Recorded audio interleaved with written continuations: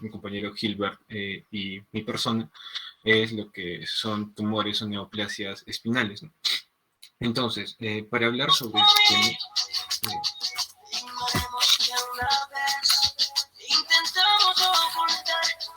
Brian, tu micro está prendido, por favor. Gracias.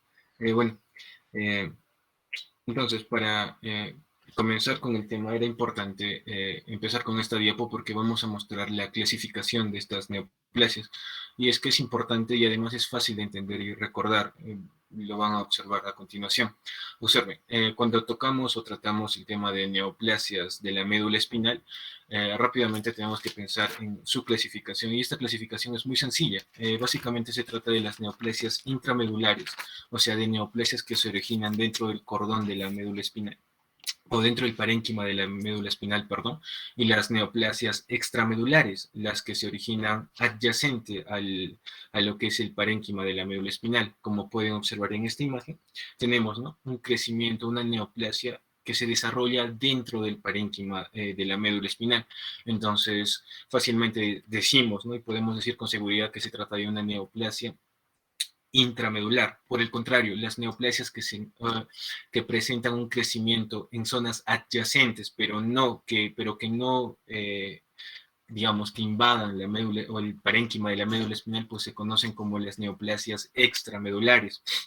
Ahora, un dato peculiar es que estas neoplasias extramedulares aún, estas van a presentar una subdivisión en base a una referencia anatómica. ¿Cuál es esa referencia? No sé si pueden observar el cursor.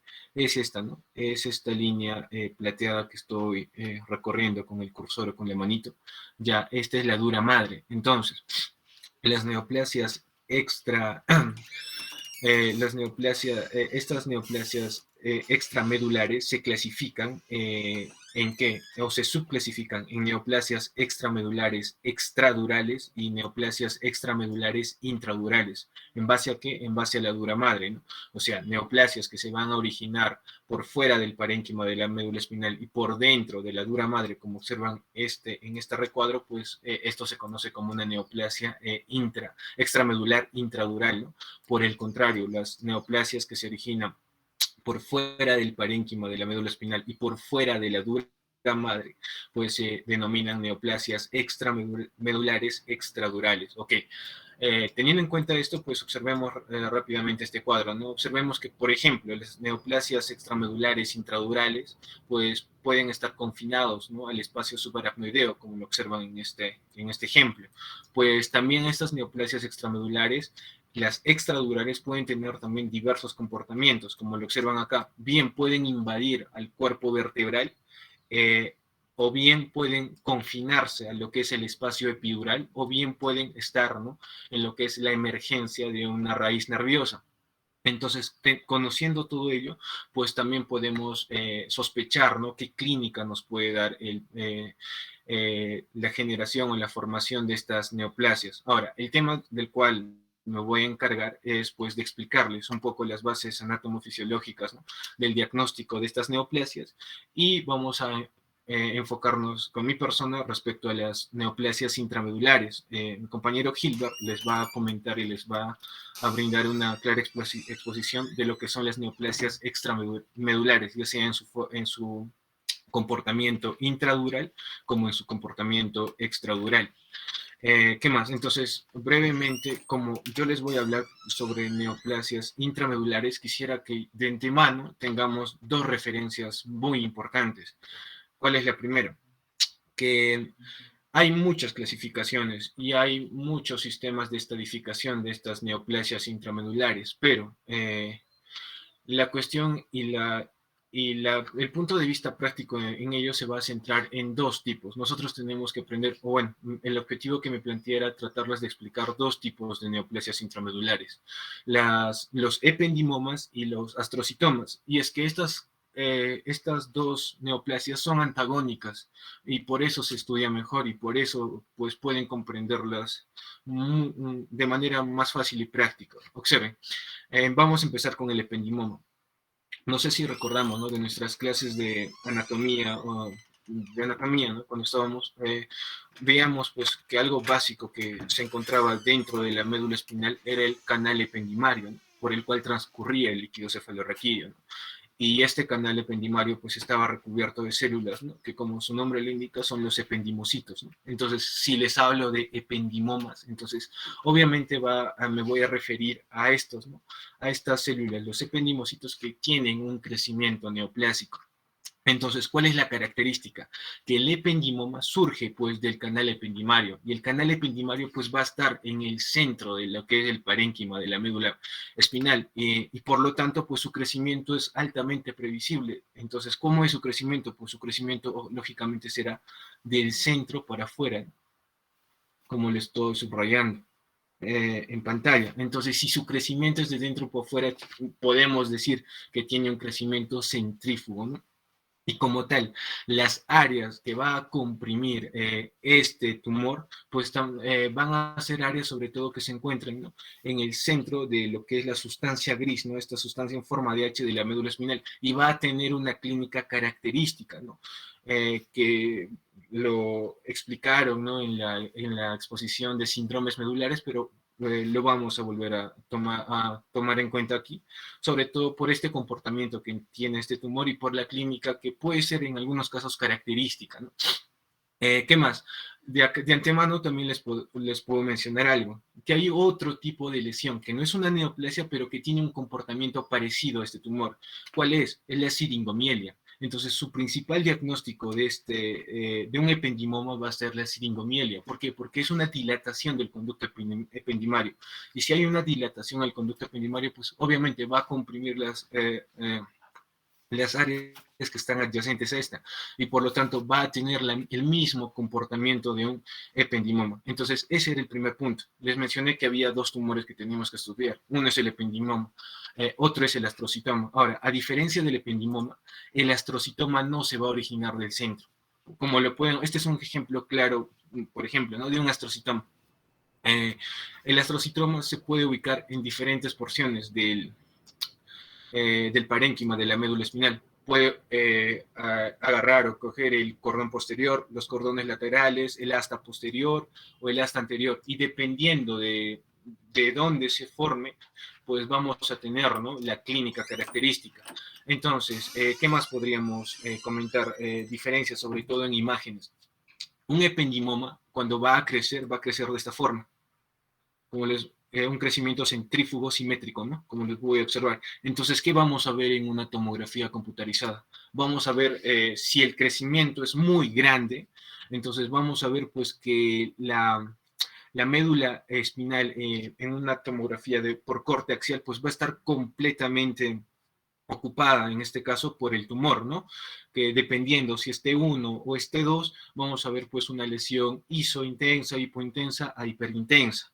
Ahora, ¿cuál es el diferencial? Les mencioné el ependimoma. Por ejemplo, si este tumor crece, crece, entonces, ¿cómo vamos a ver en una tomografía de corte axial? Vamos a ver que el tumor va a ser asimétrico respecto a la médula. Vamos a ver que el tumor solo va a ocupar estas partes, ¿no? Mientras que la médula va a estar libre en estas partes. Entonces vamos a ver, o vamos, en la tomografía o en la resonancia, pues vamos a ver una clara diferencia de intensidades, ¿no?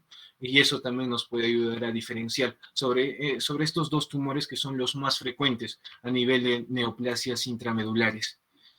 Bueno, entonces ese es un poco el preámbulo y en todo lo que se va a centrar la exposición de neoplasias intramedulares. Entonces les estaba comentando que es importante hacer un repaso anatómico, sobre todo para ver, ¿no? En qué nivel, por ejemplo, no es lo mismo que esto esté a nivel de T4, de T8, de C6 o de C7, ¿no? Va a tener clínica diferente, ¿no? Entonces es importante por ello recordar los síndromes medulares, ¿no? Quizá en algún momento no tengamos esto técnicas de apoyo al diagnóstico, como son las imágenes, una resonancia, una tomografía, ¿no? Por lo tanto, saber también ubicar por clínica, ¿no? En dónde se encuentra el nivel medular, también nos podría ayudar, ¿no? A focalizar más nuestra atención en ciertas zonas y, por lo tanto, conocer dermatomas, miotomas, reflejos, ¿no? Nos puede ayudar a ubicar el nivel de la lesión y eso también nos podría ayudar, ¿no? Por ejemplo, si tenemos apoyo al diagnóstico, como son imágenes, pues a focalizar, ¿no? En dónde tenemos que ver y así, ¿no? Entonces la clínica también es muy importante, ¿no? Por lo tanto, no es importante recordar, ¿no?, cómo es la composición de la médula espinal. Esta pues se compone, ¿no?, de un nervio espinal, que este nervio espinal pues va a ser la fusión de dos nervios, ¿no? El nervio o la raíz nerviosa dorsal posterior, que es sensitiva, y la raíz nerviosa ventral anterior, que es motora. Ahora, ambos van a confluir hacia la médula espinal, ¿no? La raíz nerviosa anterior pues va a emerger, ¿no?, del cordón anterior de la sustancia gris de la médula espinal, mientras que la raíz sensitiva pues va a ir, ¿no?, a lo que son los cordones posteriores, va a discurrir por las láminas de Retsche y va a subir. Entonces, de acá es importante ya saber dos cosas, aunque acá hay una diapo más a fondo, pero ya se las adelanto, ¿no? Por ejemplo, a nivel sensitivo, pues es importante recordar las vías, ¿no?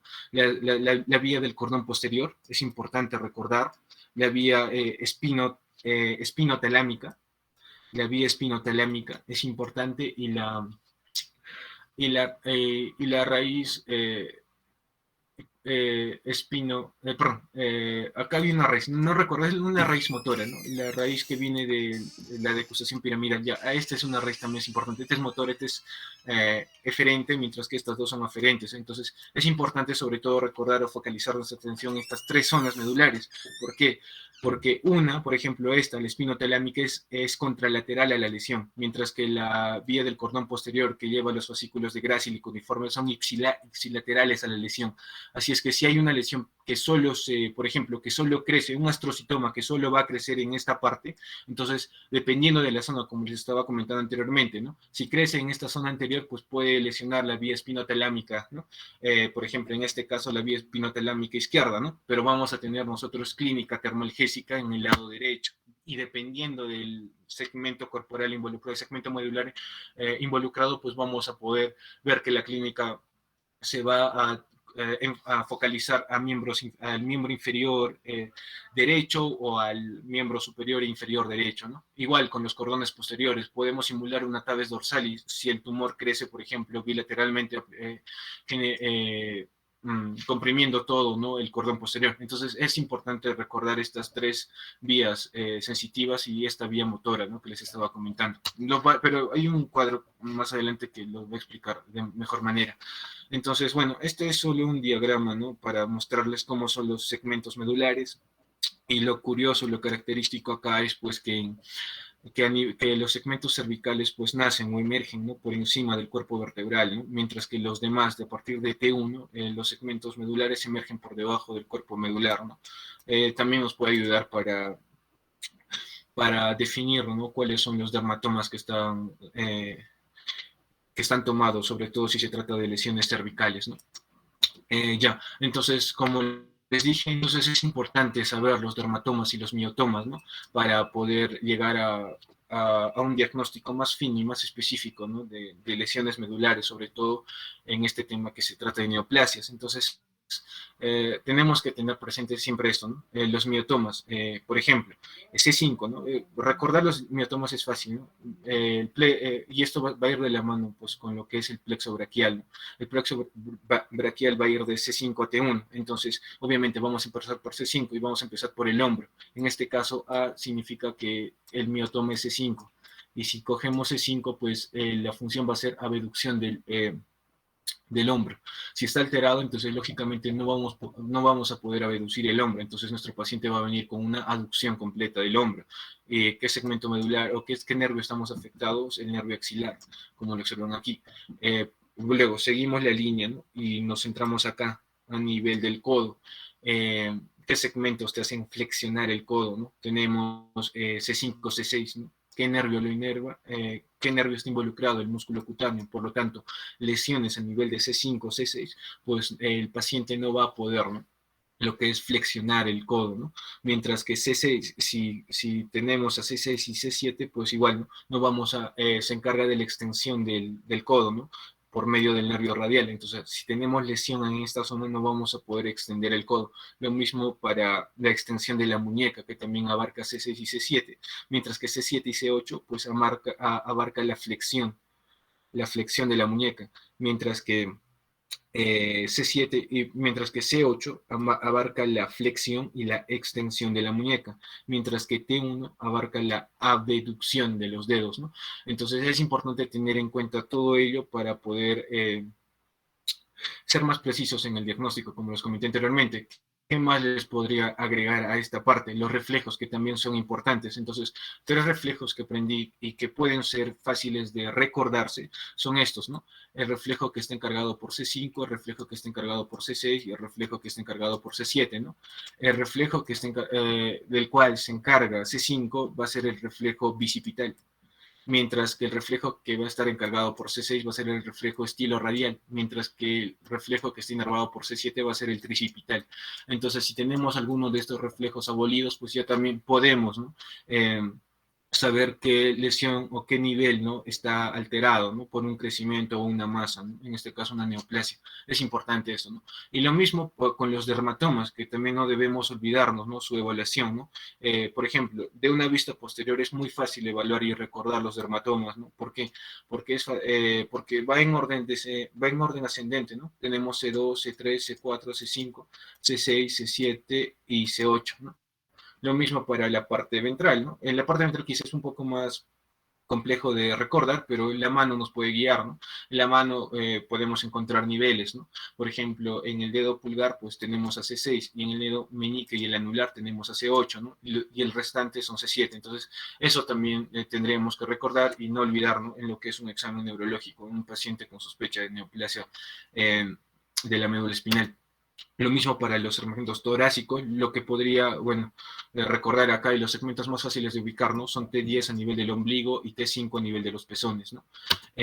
Igual, ¿no?, para lo que es el cordón lumbosacro, ¿no?, recordar la flexión, ¿no?, la flexión de la cadera, que está dada por L2 y L3, ¿no? Igual la extensión de la rodilla, que está dada por L3, L4, y así, ¿no? Bueno, acá tienen la diapositiva y lo pueden repasar cuando ustedes gusten, pero ¿qué más podríamos agregar aquí? Que como les estaba comentando en el cordón cervical, pues también es importante acá evaluar los reflejos, ¿no? Reflejos como que, como el reflejo patelar, y el reflejo aquileo, ¿no? El reflejo aquileo que está inervado por S1, ¿no? Mientras que el reflejo patelar está inervado, el nivel que se encarga del reflejo patelar, pues es L3, L4. Entonces, eso es importante y tiene que formar parte de nuestra batería, ¿no? Como los dermatomas, ¿no? De L1 hasta S1, sobre todo para ver el nivel medular, ¿no? Entonces, y bueno, y esto es para recordar sobre todo las láminas de Rexec, ¿no?, que estas van a ser sensitivas y estas van a ser motoras, ¿no? Eh, y ya, y esto es a lo que quería llegar. Para hacer un adecuado diagnóstico de, por ejemplo, de síndromes medulares, si enfocamos, ¿no?, cómo nuestro paciente puede entrar o cómo podemos catalogarlo semiológicamente, pues podemos catalogarlo, ¿no?, con un paciente con un síndrome medular, ya sea un síndrome de cordón posterior o un síndrome de hemisección medular, ¿no?, un Brown-Séquard, etcétera. Entonces, para todo ello, entonces son tres fascículos que tenemos que, o tres tractos que tenemos que recordar. El que me estaba olvidando, ¿no?, era el tracto córtico espinal lateral. Este es motor eminentemente, ¿no? Y los dos sensitivos son el tracto espinotalámico lateral y el tracto de la columna posterior, ¿no?, que va a estar conformado por gracil y cuneatos, ¿no? Entonces, ¿qué debemos recordar acá? Que el único segmento que va a cruzar o que va a ser cruzado dentro de la médula espinal va a ser el espino talámico lateral. ¿Eso qué quiere decir, no? Que la inervación que va a venir por el nervio de la raíz dorsal, entonces va a llegar al cordón posterior y va a decusarse para ascender por el tracto espinotalámico lateral. Y lo mismo pasa del lado contrario, ¿no? Entonces, si va a haber una decusación para llegar al tracto espinotalámico lateral, entonces es importante saber, ¿no?, qué está llevando, qué información aferente está llevando este tracto espinotalámico lateral. Y tenemos que recordar, ¿no?, que este está encargado de llevar pues la sensación termoalgésica, dolor y temperatura. Por lo tanto, ahora y haciendo, correlacionando con lo poco que les estaba explicando acerca de los tumores intramedulares, un ependimoma que va a nacer acá del conducto ependimario y va a crecer de esta forma centrífuga, simétricamente, ¿no? Un dato curioso es que este tumor crece de manera lenta. ¿Qué va a generar? A las finales va a comprimir va a comprimir estos tractos, ¿no? Estos tractos cruzados, ¿no? Del espino talámico lateral, que va a llevar la sensación termoalgésica, ¿no? De nuestro paciente. Por lo tanto, ¿cómo va a llegar nuestro paciente a consulta? Cuando un paciente esté en un paciente, cuando hablamos, ¿no?, de un paciente con un ependimoma, pues va a llegar, podemos deducir, ¿no?, que nuestro paciente va a venir con una pérdida sensitiva, ¿no?, de lo que es la sensibilidad al dolor y a la temperatura, a la consulta, ¿no? En este caso podemos decir que quizá nuestro paciente puede llegar con quemaduras, ¿no?, en los pies o en las manos, sobre todo, ¿no?, cuando los niveles son más altos, ¿no? Cuando un nivel está en C3 o C4 o C5, por ejemplo, un ependimoma que esté a nivel de C3 o C4, entonces va a afectar la sensibilidad a nivel de las manos, de los miembros superiores e inferiores. Por lo tanto, nuestro paciente pues no va a sentir dolor ni calor ni frío, ¿no? Por lo tanto, en estos pacientes son típicas, ¿no?, las lesiones por quemaduras en este caso, ¿no? Y como les mencioné anteriormente, ¿qué tumor puede, o qué, qué otro, o qué diferencial podemos pensar cuando hablamos de un síndrome centromedular?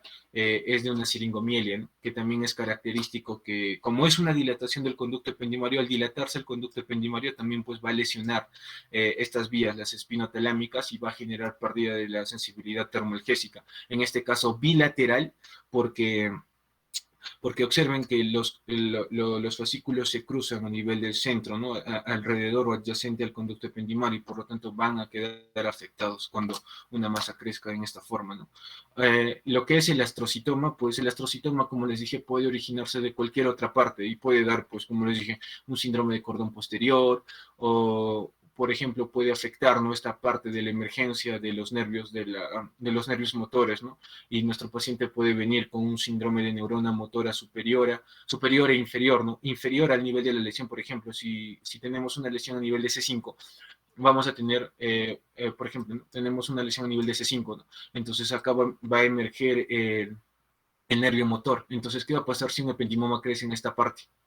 Si un ependimoma crece en esta parte, entonces vamos a tener, ¿no?, clínica de neurona motora inferior en C5, y por debajo de este, pues una clínica de neurona motora superior, ¿no?, porque estamos lesionando el tracto, ¿no?, que está viniendo de arriba, ¿no?, del tronco.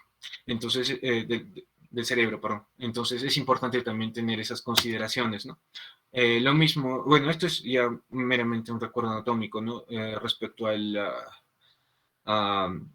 a las arterias que irrigan, ¿no?, lo que es la médula espinal, ¿no? Quizá esto pues podamos hacer clínica cuando se presente un tumor extramedular intradural, ¿no?, que pueda ocluir la arteria espinal anterior, por ejemplo, y podría darnos, ¿no?, una clínica de un síndrome de oclusión de la arteria espinal anterior, que recordemos que abarca todo este territorio, ¿no?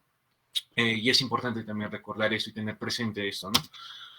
Bueno, y acá tenemos pues los diversos síndromes medulares que podemos observar, ¿no? Un síndrome de transección, un síndrome completo, ¿no?, o un síndrome de cordones posteriores, o un síndrome ventral anterior, uno de hemisección medular, ¿no?, como es el Brown-Séquard, o uno de cordón central, ¿no?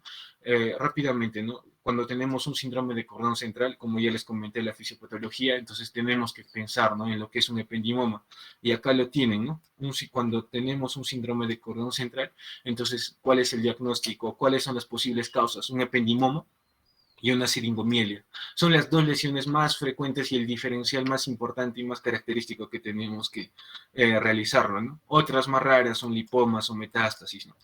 Igual, ¿no? Podemos tener un síndrome motor puro, un síndrome conomedular, un síndrome de Cound-Quine. Esto depende, ¿no?, de las lesiones que encontremos, ¿no? Y del crecimiento tumoral, ¿no? Y también, ¿no?, pues si de la neoplasia es una neoplasia intramedular o es una neoplasia extramedular, intradural o extradural, ¿no? Todo eso tenemos que recordar, ¿no? Pero lo más característico, como les mencioné, pues es recordar quizá esto, ¿no?, un síndrome de cordón central. Entonces, y ahí esto es para recordar nomás, ¿no?, los diferentes tipos de lesiones que podemos tener, ¿no? Quizá prestar más atención a esto, ¿no?, que es un síndrome centromedular, ¿no? Diferencial, ependimoma y siringomielia. Entonces, Ya hablando o ya entrando a lo que es en sí los tumores intramedulares, les mencioné en un inicio que este tiene una amplia clasificación. Por ejemplo, encontré esta, ¿no? Que divide a los tumores intramedulares en tumores neuroepiteliales, los tumores no neuroepiteliales y los tumores no neoplásicos, ¿no? Dentro de entonces, los ependimomas y los astrocitomas, como truco también, pues hay que recordar que pertenecen a lo que son los tumores neuroepiteliales. Aparte de ello, es importante también, sobre todo para el pronóstico y para el manejo, más que todo para el pronóstico, es importante estadificar a estos tumores en base, ¿no? A los grados que planteó la OMS y que fueron expuestos, ¿no? En la clase de tumores del sistema nervioso central. Entonces es importante, ¿no? Saber que un ependimoma pues, pueda tener diferentes subtipos, ¿no? Variedades según la OMS, ¿no? Ya sea un ependimoma per se grado 2, un ependimoma anaplásico, ¿no? Que este es el de peor pronóstico, ¿no? Pero felizmente el más raro, ¿no? De OMS grado 3, un mixopapilar, ¿no? Que vamos a ver que la diferencia, quizá la característica es que un ependimoma per se va a afectar a segmentos cervicales predominantemente, mientras que un mixopapilar va a afectar sobre todo a nivel lumbosacro, caudequina, ¿no? Entonces son características clínicas que debemos recordar, ¿no? O pistas, ¿no? Que nos son útiles, ¿no? A la hora del diagnóstico diferencial, ¿no? Sobre todo de tumores, o de ependimomas, perdón. Lo mismo para el astrocitoma, ¿no? Podemos tener un pilocítico, un difuso, un anaplásico y uno de grado 4, ¿no? Que es de peor pronóstico, que es un glioblastoma, ¿no? Entonces, bueno, eso es más que todo respecto a este cuadro, ¿no? Pero también encontré otra clasificación que divide a los tumores intramedulares en tumores en base, ¿no? Así son lesiones neoplásicas y estas se dividen a su vez, ¿no? Si son neoplasias de origen glial o si son neoplasias de origen no glial, ¿no? Las gliales, pues tenemos a los ependimomas y a los astrocitomas. Y miren la frecuencia que tienen, ¿no? Tienen un 60% y un 30%. En general, pues abarcan un 93% de todos los tumores intramedulares. Por lo tanto, es importante su estudio y su reconocimiento, ¿no? Para diagnosticar, ¿no? Otras causas más raras, pues tenemos, ¿no? Quistes a nivel del canal espinal o un lipoma, ¿no? Y también las metástasis están cobrando mucha importancia, ¿no? Sobre todo con el advenimiento ya de cribados con resonancias magnéticas y todo ello, pues se da cuenta que también las metástasis cobran mucha importancia, ¿no? Entonces, como les comenté en un inicio, vamos a hablar sobre los ependimomas y los astrocitomas, ¿no? Vamos a comenzar con lo que son los ependimomas. Esta, recordar, ¿no? Es la neoplasia intramedular más común de los adultos, un 60%, va a cubrir, ¿no? El 60% de las neoplasias intramedulares. Es la segunda neoplasia intramedular más común en la población pediátrica. En la población pediátrica mencionan bibliografía que los tumores más frecuentes intramedulares en esta población son los astrocitomas, ¿no? Entonces, una relación que podemos ya sacar aquí es que los ependimomas son más frecuentes en los adultos, mientras que los astrocitomas son más frecuentes en la población pediátrica, ¿no? La incidencia máxima va a ser en la cuarta década de la vida, ¿no? Siendo pacientes de 30, 40, 35 años, ¿no? La edad promedio de presentación. Y bueno, hay mucha analogía, mucha coincidencia, ¿no? Con lo que es la asociación del ependimoma espinal con lo que es la neurofibromatosis tipo 2, ¿no?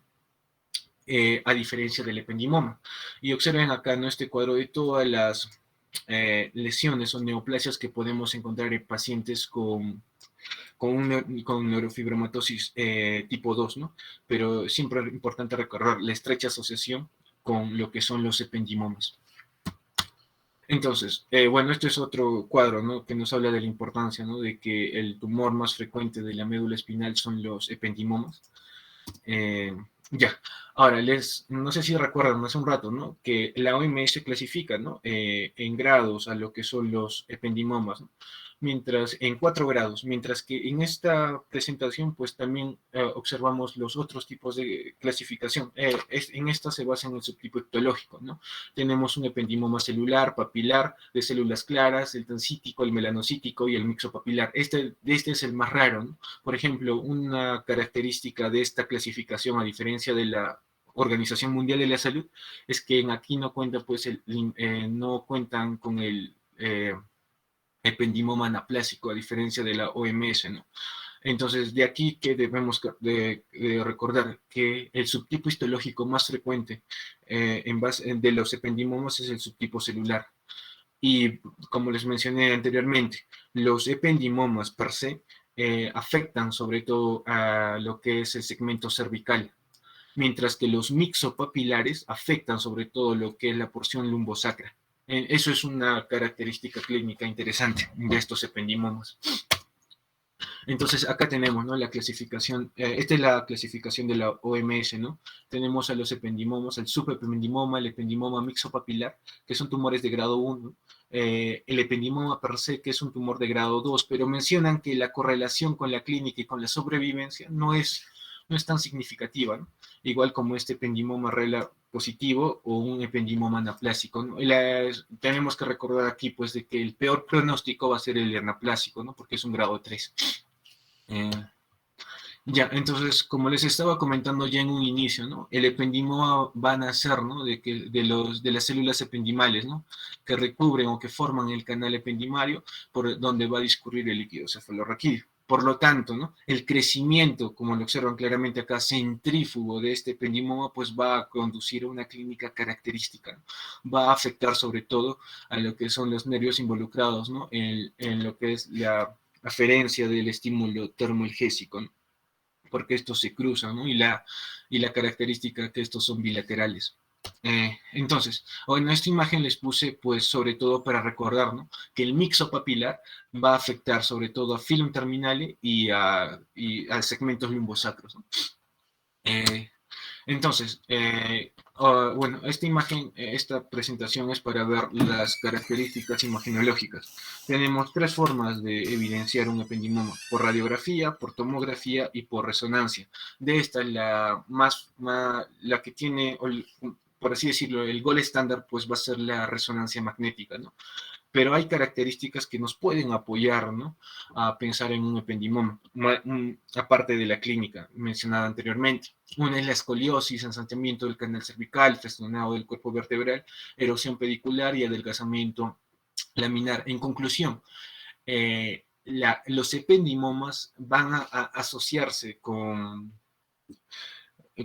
patología ósea, o sea, van a generar un remodelado óseo. Por lo tanto, podemos decir que los ependimomas pues les gustan los huesos. Entonces, eso nos va a servir sobre todo para diferenciar con un astrocitoma, que no tiene tanto compromiso óseo como lo tiene un ependimoma. Lógicamente va a haber compromiso óseo, pero está raro, ¿no? Y lo más característico que aparezca el compromiso óseo es en pacientes que tienen ependimomas. Ahora, respecto a la tomografía, podemos encontrar un ensanchamiento inespecífico del canal, pero lo importante es que son lesiones ISO a hiperatenuantes en comparación con la médula espinal. ¿Qué más? Estos van a tener un realce de contraste, van a realzar con contraste, ¿no? Y como les estaba mencionando, ¿no? Va a haber afectación ósea, ¿no? Sobre todo de cuerpos vertebrales. Ya. En la resonancia magnética, ¿qué podemos encontrar en estos pacientes? Una médula espinal ensanchada. Y esto se explica ya que los ependimomas van a surgir, ¿no? De las células ependimarias que recubren el canal central y, bueno, tienden a ocupar, ¿no? La porción central de la médula espinal. Por lo tanto, el ensanchamiento va a ser de dentro hacia afuera, un ensanchamiento centrífugo y simétrico, ¿no? Es característico. Es muy bonito de ver estos tumores, entonces. También, estos tumores no están encapsulados y están bien circunscritos. Aunque no están encapsulados, están bien circunscritos. Eso sobre todo nos va a ayudar en lo que es la cirugía, ¿no? Al ser no encapsulados, pues es más difícil, ¿no? Extirparlos o generar una resección completa. Pero como están bien circunscritos, de algún modo ayuda, ¿no? A su recepción. Igual, ¿no? Ya. Y esto es importante también. Los quistes, ¿no? Los quistes también son muy frecuentes en los ependimomas. Estos pueden ser tumorales y no tumorales. ¿Cómo lo vamos a observar en una resonancia? Van a ser quistes que van a captar o que van a ser hiperintensos, ¿no? ¿Y cómo diferenciamos un tumoral de un no tumoral? El no tumoral no va a tener contenido heterogéneo dentro del quiste, mientras que el quiste tumoral va a tener un contenido heterogéneo dentro del quiste, mientras que el no tumoral va a ser solo como una bolita blanca, ¿no? Esa es una característica que nos puede ayudar a diferenciar un quiste tumoral de un no tumoral que observen, ¿no?, que los no tumorales son muy frecuentes o están asociados con mucha frecuencia a los ependimomas. Y la siringohidromielgia, ya sabemos qué es, ¿no? Es una dilatación del conducto ependimario. Va a ocurrir también frecuentemente, ¿no?, hasta en la mitad de los casos, acompañados a un ependimoma.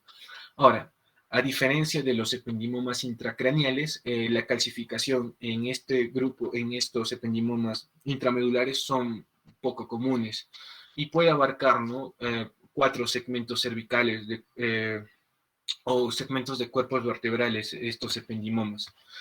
Ahora, en T1, la mayoría de estos ependimomas van a ser iso o hipointensos, a diferencia de la señal T2, que estos ependimomas van a ser hiperintensos. Ahora, algo que sí es interesante, aparte del edema peritumoral o el edema vasogénico que va a causar, es esto, ¿no? El signo del casquete, ¿no? O el capside. No pude encontrar la traducción fidedigna o exacta, pero bueno, es un signo donde ocurre que al final del tumor hay como un tapón de hemosiderina, ¿no?, que es hipointenso en en una resonancia secuencia T2. Recuerden, en T2 el tumor es hiperintenso. Entonces, si en la cola del tumor encontramos una lesión hipointensa, entonces posiblemente nos estemos encontrando, ¿no?, con este signo del casquete o del capside, que es muy característico, pero no patognomónico del ependimoma, como lo observan en la presentación. Y bueno, cuando estos tumores, sobre todo en secuencia T1, se someten a contraste, pues todos generan, ¿no?, o realzan contraste. Y algo también interesante es que estos tumores sangran o hay hemorragia asociada con estos ependimomas. Entonces, pasemos a lo que es, a ver imágenes, ¿no? Entonces, acá tenemos un paciente de 45 años masculino, ¿no?, que viene a clínica por debilidad gradual de extremidades superiores, ¿no? Entonces, al principio, pues podemos decir que esta es una secuencia T1, ¿no? Entonces, y acá observen esta lesión, ¿no?, que tiene mayor intensidad, ¿no? Una lesión hiperintensa, ligera, ¿no?, iso hiperintensa, ¿no?, respecto a la médula espinal, ¿no? Entonces, estamos frente a un ependimoma, ¿no? Este es en una secuencia T1. Luego, aquí, ¿no? Observen, miren, ¿no? Como les estaba comentando en un inicio, ¿no? Miren el tumor, es simétrico. Es simétrico. Van a observar, a diferencia del ependimoma, que el astrocitoma no te va a hacer eso. El astrocitoma te va a hacer de una manera que lo vamos a observar, solo te va a cubrir una parte y esta parte la va a dejar de la intensidad del parénquima sano, ¿no? Eso es interesante respecto al ependimoma, ¿no? Observen que es muy simétrico el ependimoma porque está creciendo, ¿no?, del canal ependimario, ¿no? Entonces eso es interesante en este caso. Y acá básicamente era para mostrarle, aquí está lo que les decía de los quistes, ¿no? Es muy frecuente la asociación de quistes con el ependimoma, que el ependimoma se encuentra aquí y los quistes se encuentran en esta zona, ¿no? Entonces es importante la asociación o la frecuencia de quistes en estos pacientes con ependimoma. Y observen acá, este es lo que les decía del signo del casquete. Observen que estamos ante una secuencia T2. En la secuencia T2, pues el tumor brilla y observen esta parte, que acá hay una señal hipointensa. Entonces, este es el signo del casquete, ¿no?, que menciona que es un tapón de hemosiderina que es muy frecuente, ¿no?, sobre todo por el sangrado asociado o el sangrado que se le asocia, ¿no?, a este tipo de tumores. También es importante decirles que este tumor sí, ¿no?, que les mencioné que es homogéneo, ¿no?, a diferencia de los astrocitomas, ¿no? Igual, observen acá, este es en T1, observen esta hiperintensidad y observen acá, ¿no? Este es el famoso signo del casquete que les comentaban en la flecha amarilla, ¿no? Este es el famoso signo del casquete que se ve en estos tumores. Lo mismo acá, miren, es simétrico, pero observen acá, el contenido es irregular del tumor, ¿no?, del ependimoma, ¿no? O sea, vamos a encontrar diferentes signos, incluso podemos decir que hay calcificaciones asociadas, ¿no?, al tumor. Lo mismo aquí, ¿no? Este es T1. Observen, acá miren, esto es iso intenso, perdón, hiperintenso, diatesiso, hipointenso, ¿no? Y acá cuando en una secuencia T2, ¿no? La hiperintensidad, ¿no? Ya. Bueno, lo mismo, ¿no? Tumor simétrico y que deja espacios, ¿no? Circundantes de la médula, ¿no? Igual aquí. Aquí, ya. Entonces, y bueno, un comentario respecto al manejo de estos pacientes con ependimoma es que generalmente o el 50% de estos tumores pueden ser extirpados de manera completa, ¿no? Ahora, el crecimiento de estos tumores es lento, ¿no? Por lo tanto, va a facilitar la extirpación, sobre todo en etapas avanzadas. ¿Por qué? Porque el paciente va a venir en etapas avanzadas y por lo tanto, como está bien circunscrito, aunque no tenga cápsula, pues es más fácil, ¿no? Para los neurocirujanos extirpar este tumor. Se menciona, ¿no? Pero también UpToDate, por ejemplo, mencionaba que hasta un 50% de los tumores se realizaba con una decisión completa. Los demás no podían realizarse, por el mismo hecho, ¿no? Que no presentan cápsula. O sea, la bibliografía y los resultados son muy variados respecto a esto o respecto al manejo, ¿no? Ahora, respecto a la terapia, las quimio y la radioterapia. En la quimioterapia hay escasas publicaciones, ¿no? Sobre todo de la utilidad del carbiplatino. Y también mencionan la asociación. Cuando estos tumores se encuentran o se asocian a neurofibromatosis tipo 2, el uso de bevacizumab pues puede mejorar, o se ha visto reportes de casos que mejoran, ¿no? La mortalidad y la sobrevivencia en estos casos, ¿no? Respecto a la radioterapia, pues no hay mucha información que digamos y pues no está tan ampliamente utilizada y usada, ¿no? A diferencia de un ependimoma mixopapilar, que como les comenté anteriormente, este tenía características de, de presentación lumbosacra, ¿no? Y en ahí sí hay reporte de casos pues, que la radioterapia pues tiene mucha utilidad, ¿no? Y bueno, por último vamos a pasar al astrocitoma. Es, como les dije, todo lo contrario a un ependimoma. La incidencia va a ser aproximadamente a los 30 años, los hombres se ven más afectados que en mujeres y hay mayor incidencia o sobre todo asociación con la neurofibromatosis tipo 1, a diferencia del ependimoma, ¿no? Y acá pues podemos ver, ¿no? Los grados en adultos, ¿no? El más frecuente, felizmente, son los astrocitomas de bajo grado, que abarcan un 75%, ¿no?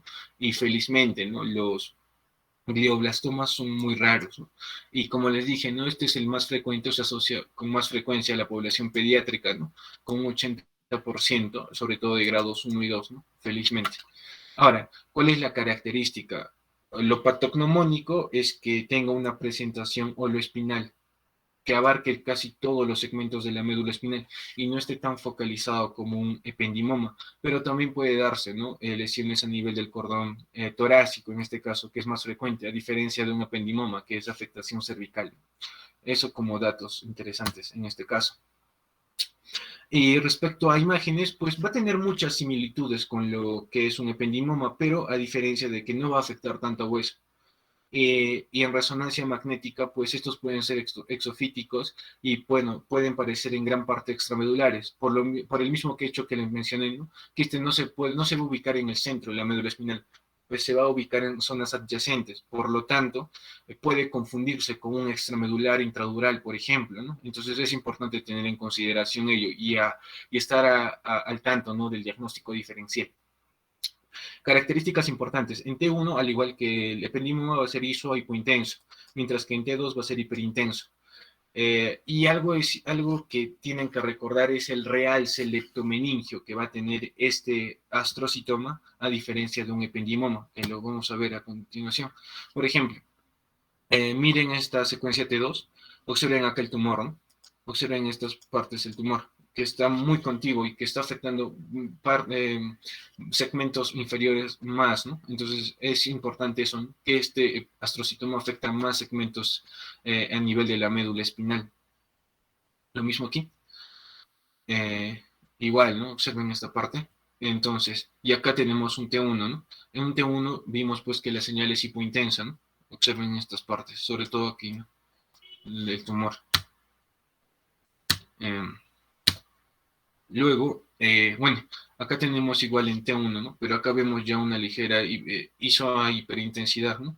En esta porción. Esto es sobre todo pre y post contraste, ¿no? Esta es una T1 post contraste, por lo tanto observamos que hay captación, ¿no? En anillo, ¿no? De contraste. Es interesante en estos tumores también. Y acá observamos, ¿no? La captación de, con contraste del tumor. Y acá observen esto, lo que les comentaba. Lo característico, no sé si es patognomónico, pero sí es muy característico, ¿no? Son las diseminaciones leptomeningias. Observen, ¿no? Todas estas hiperintensidades a lo largo de todo la médula espinal. Entonces, estas son las diseminaciones leptomeningias. Y eso pues nos hace pensar en un astrocitoma. A diferencia de un ependimoma, ¿no? Que quizá lo más característico era pues el signo del casquete, ¿no? Entonces, ese es, quizá también por ahí puedan sacarlo, ¿no? Para diferenciar entre ambas. Estas son más imágenes. Por ejemplo, esta parte es interesante, ¿por qué? Porque observen cómo el astrocitoma eh, tira de la médula espinal hacia posterior, o sea, está empujando la médula espinal, no crece simétricamente con ella, sino empuja, ¿no? ¿Eso qué quiere decir? Que posiblemente el astrocitoma se haya originado, ¿no? A partir de las zonas anteriores de la médula espinal, ¿no? Y que esté empujando hacia atrás, ¿no? Por lo tanto, estamos comprimiendo los cordones posteriores y de ahí nos pueda dar clínica también el paciente. Y lo mismo, acá miren el realce de contraste, ¿no? Observen en una señal T1, ¿no? Cuando no hay contraste y cuando sí hay contraste, ¿no? En la captación de contraste en anillo, el realce en anilla, ¿no? Es importante en el astrocitoma. Y acá es lo que quería llegar, ¿no? ¿Se acuerdan, a diferencia de un ependimoma, que este es simétrico? Observen acá, ¿no? Parece una media luna la médula espinal. Esto es algo característico de un ependimoma, de un astrocitoma, ¿no? Que se diferencia de un ependimoma. Entonces, ya para culminar lo que les estaba diciendo, un ependimoma es más común en adultos, un astrocitoma es más común en niños. Un ependimoma está bien circunscrito, aunque no está capsulado, mientras que un astrocitoma está mal definido, por lo tanto el pronóstico operatorio va a ser también escaso, ¿no? Aunque los pilocíticos son buenos, como les mencioné, ¿no? Si se trata de un glioblastoma, pues ahí sí, ¿no? Las cosas son más malas. Hemorragia. La hemorragia es poco común en los astrocitomas, mientras que es común en los ependimomas, ¿no? Se recuerdan acá, pues recordemos, ¿no? El signo del casquete o el tapón de Mosiderino. Acá también hay realce de contraste, un realce homogéneo, mientras que acá hay un realce irregular o pobre de contraste. Y como les estaba comentando, ¿no? El ependimoma se menciona en la literatura que se asocia con mayor remodelado óseo, ¿no? Y escoliosis, ¿no? A diferencia de un astrocitoma que son cambios infrecuentes. Y acá, ¿no? El tapón, no debemos de recordar, ¿no? El tapón de hemosiderina, ¿no? O el casquete de hemosiderina, no tengo la traducción exacta, es muy común, mientras que en un paciente con astrocitoma la diseminación leptomeningia, y por lo tanto también una pista que mencionan los autores es que si este astrocitoma involucra toda la médula espinal, es muy probable que se trate de un astrocitoma. ¿Qué más? Que en un ependimoma va a haber asociación con quistes. Y bueno, ¿no? La localización central, ¿no? Del canal espinal es muy importante respecto o que una diferencia, ¿no? Fisiopatológica del ependimoma con el astrocitoma. Entonces ahora vamos a hablar sobre tumores extramedulares.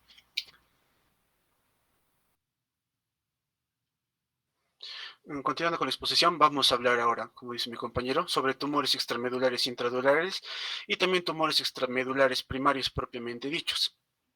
Entonces, dentro de los tumores extramedulares intradurales vamos a tener principalmente dos subclasificaciones. Tenemos a los meningiomas y lo que son los tumores de la vaina nerviosa. Dentro de los tumores de la vaina nerviosa vamos a tener a los schwannomas y a los neurofibromas y también lo que son las metástasis, ¿no? Son los schwannomas y neurofibromas. Estos van a estar ubicados en el compartimento espinal extramedular intradural, como ya bien se mencionó, ¿no? Ahí pueden observar la imagen también, para que más o menos recuerden dónde era la ubicación. Entonces, básicamente ahí, en donde está por fuera de lo que es el parénquima de la médula espinal y también por dentro de lo que es de lo que es la dura madre, ¿no? Ahí van a estar ubicados tanto lo que son los meningiomas como los schwannomas. Ahora, los extradurales pues van a tener tres principales localizaciones. Van a ser primero a nivel de lo que es el cuerpo vertebral, también van a estar en lo que es a la altura de lo que son los nervios, la emergencia de los nervios, y también lo que es en el espacio epidural. Ahora, hablemos de los meningiomas. Considerar, ¿no? Algo importante, que estos van a derivar a partir de las células aracnoideas y pueden presentarse básicamente en todo el neuroeje. Estos van a estar asociados a la neurofibromatosis y 90% de los tumores van a estar en fosa craneal, pero también pueden presentarse en lo que es a nivel espinal. Entonces, los meningiomas espinales, estos van a tener una mayor frecuencia, sobre todo en la columna torácica, y van a tener esa capacidad de adherirse a lo que son raíces nerviosas. Entonces, para su tratamiento, lo característico pues, es hacer también una reducción dural para su extirpación completa. Estas van a ser invasivas, también van a ser de crecimiento lento y pueden invadir hueso. Histopatológicamente, si encontramos calcificaciones, podría ser un indicativo, ¿no?, de que se trata de un meningioma. Ahora, en la histopatología adulta vamos a mencionar también que los meningiomas intracraneales van a ser similares a los meningiomas histopatológicamente hablando, aquellos que se presentan en la médula espinal. Estos van a tener áreas de mayor celularidad, de mayor vascularidad y también van a tener componentes antomatosos y principalmente también lo que son áreas de hemorragia. Siguiente, por favor. En cuanto al meningioma, rara vez van a ser malignos o agresivos. El tratamiento va a ser netamente quirúrgico y, bueno, sobre todo en aquellos donde la presentación va a ser por primera vez. Me refiero a un meningioma que se presente por primera vez en un paciente, puesto que puede haber recurrencias. En caso de recurrencias ya se hace algún tratamiento adicional, pero principalmente, como hablamos, el tratamiento en caso se trate de una primera vez, va a haber una resección completa y va a haber una cauterización de la dura madre de origen. Y también se pueden sacrificar las raíces de la columna torácica, pero tratar de conservar lo que son las raíces nerviosas cervicales y lumbares. Ahora, es importante considerar que habitualmente los meningiomas se van a limitar solo a raíces dorsales, pues, sensitivas, no a raíces dorsales, un ratito, ya, no a raíces dorsales, pues, motoras, ¿no? Bueno, puede haber casos en los que haya una resección subtotal, sobre todo en aquellos pacientes en los que los meningiomas pues, se hallen a nivel cervical o lumbar, donde, como les mencioné, se trata de conservar las raíces nerviosas. En caso de una resección subtotal va a haber un comportamiento expectante, es decir, a este paciente se le debe dar un seguimiento seriado, ¿no? Para ver si es que hay una recurrencia de lo que es el meningioma. En caso haya, pues como les dije, ¿no?, una recurrencia sintomática, se requerirá lo que es una cirugía adicional y también lo que es una radioterapia o incluso también una radiocirugía. En cuanto a los tumores de la vaina nerviosa, esos van a surgir del espacio intradural extramedular hasta en un 25%. Pueden extenderse de manera extradural y también pueden extenderse a nivel de lo que es la médula espinal. Como ya les mencioné, ¿no?, derivan de lo que es las células de Schwann, por lo que pueden ser schwannomas, y de las células perineurales del sistema nervioso periférico. De hecho, los schwannomas van a representar el 65% de todos los tumores de la vaina nerviosa, mientras que el resto van a ser neurofibromas. Siguiente, por favor. Y bueno, acá tenemos, ¿no?, la subclasificación de los tumores de la vaina nerviosa que les mencioné previamente. Vamos a tener a los schwannomas, a los neurofibromas y también a los tumores malignos de la vaina nerviosa. Aquí básicamente lo que se hace es una diferencia histopatológica de estos tres subtipos de tumores de la vaina nerviosa. De los schwannomas vamos a decir que estos van a surgir de los nervios macroscópicamente reconocibles. Ahora, la atención inmunoquímica nos va a mostrar pues, que la proliferación neoplásica básicamente va a ser exclusiva de células de Schwann, de ahí deriva su nombre, y la empalizada nuclear va a ser una característica típica. De hecho, cuando la empalizada nuclear se aglomera, por así mencionarlo, se van a formar lo que son los cuerpos de Verocay. Dale un siguiente. Bonito más, ahí está. Ahí, por ejemplo, podemos ver, ¿no?, un schwannoma histopatológicamente. Y aparte de los cuerpos de Verocay, que acá lamentablemente no se pueden observar, vamos a observar dos áreas. Una área Antonia A y una área Antoni B.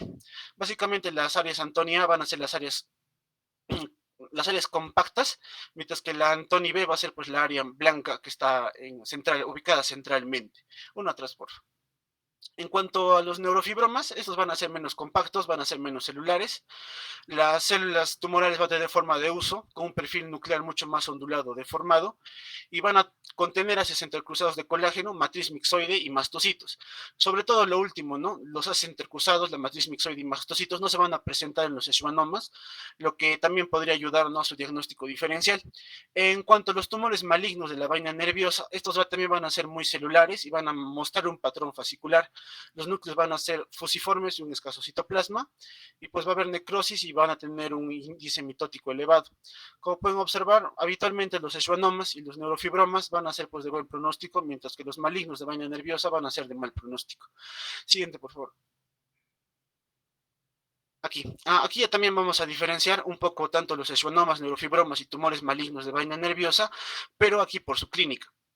Y bueno, de acuerdo al crecimiento va a ser importante, pues el tamaño del tumor, de acuerdo al tamaño del tumor se va a dar la sintomatología, así también como del nivel de espinal involucrado, ¿no? Entonces en los schwannomas y neurofibromas vamos a tener que estos van a ser de crecimiento lento y bueno, a menudo van a llenar un volumen significativo del canal espinal antes de lo que es causar síntomas. Estos van a surgir, como les mencionaba, ¿no?, de raíces sensoriales dorsales y por lo que pueden producir cambios sensoriales radiculares, mientras que los tumores malignos de la vaina nerviosa van a pues tener un crecimiento mucho más rápido y precisamente por el crecimiento van a pues manifestar síntomas rápidamente progresivos y van a tener pues un peor pronóstico. Como decía también mi compañero, los síntomas específicos van a pues depender de lo que es el nivel espinal involucrado, pero vamos a tener síntomas generales. El dolor sobre todo, el dolor pues va a tener agravantes, pero sobre todo en general en este tipo de tumores el dolor va a agravar en la noche y también en la mañana y suele atenuarse pues durante el transcurso del día. Ahora, en cuanto a la masa crítica, como les mencionaba, ¿no?, es ya cuando el tumor crece bastante, va a haber pues una compresión de la médula espinal, lo que va a llevar a una mielopatía progresiva y rápida. Y esto sobre todo se va a ver pues en los tumores malignos de la vaina nerviosa. Siguiente, por favor. Y bueno, el diagnóstico. El diagnóstico, sobre todo de los tumores malignos, bueno, tumores en este caso de la vaina nerviosa propiamente dicha, pues va a ser la resonancia magnética con contraste, pues esta va a ser la más sensible y específica para evaluar en general todas las posibles lesiones de la columna vertebral. En este caso se puede definir pues la interfaz anatómica que existe entre el tumor y la médula espinal, pero pues no se va a poder subclasificar específicamente de qué tumor se trata, ¿no? Esto siempre se va a realizar a lo que es la histopatología. Ahora, el tratamiento de estos tumores va a depender, en este caso, de si son sintomáticos, si están asociados a algún síndrome, o si son malignos, o si son recurrentes.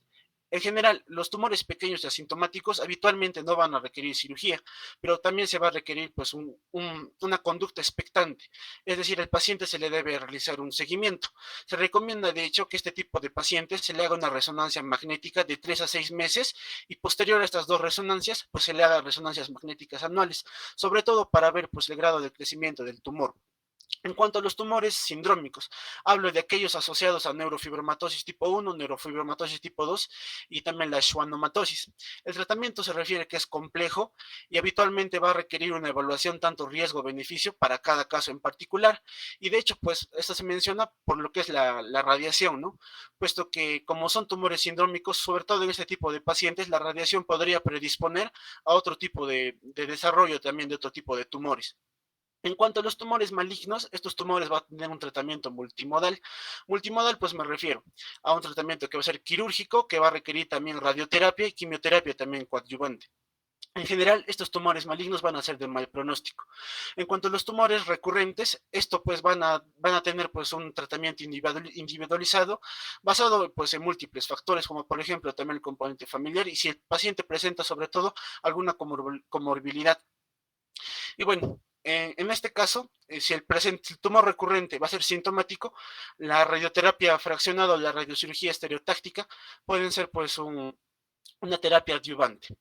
Siguiente, por favor. Y bueno, finalmente, ¿no?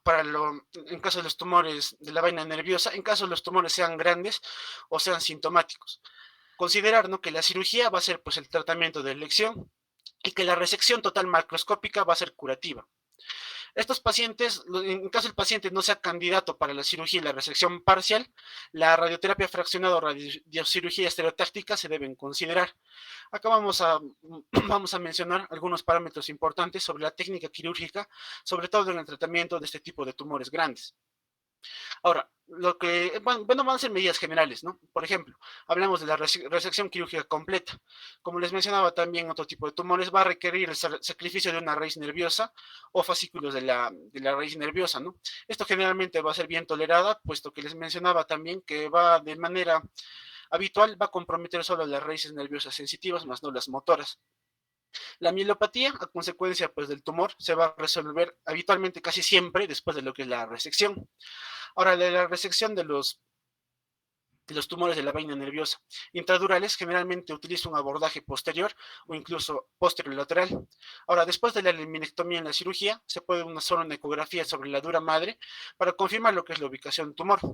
Para los tumores con extensión epidural al agujero neural, es necesario resecar la articulación facetaria seguida de una fusión instrumentada, se menciona. Si el tumor es grande, se puede realizar también una citorreducción. Ahora, importante considerar esto, ¿no? Que a medida que se moviliza el tumor, se debe utilizar pues un estimulador nervioso, pues, sobre todo para identificar las raíces nerviosas, puesto que estas pues van a ser las que básicamente debemos conservar y también nos va a servir pues para identificar, ¿no? La raíz o raicilla de origen. Ahora, se debe preservar al menos una raíz motora para evitar pues un déficit neurológico postoperatorio. Siguiente, por favor.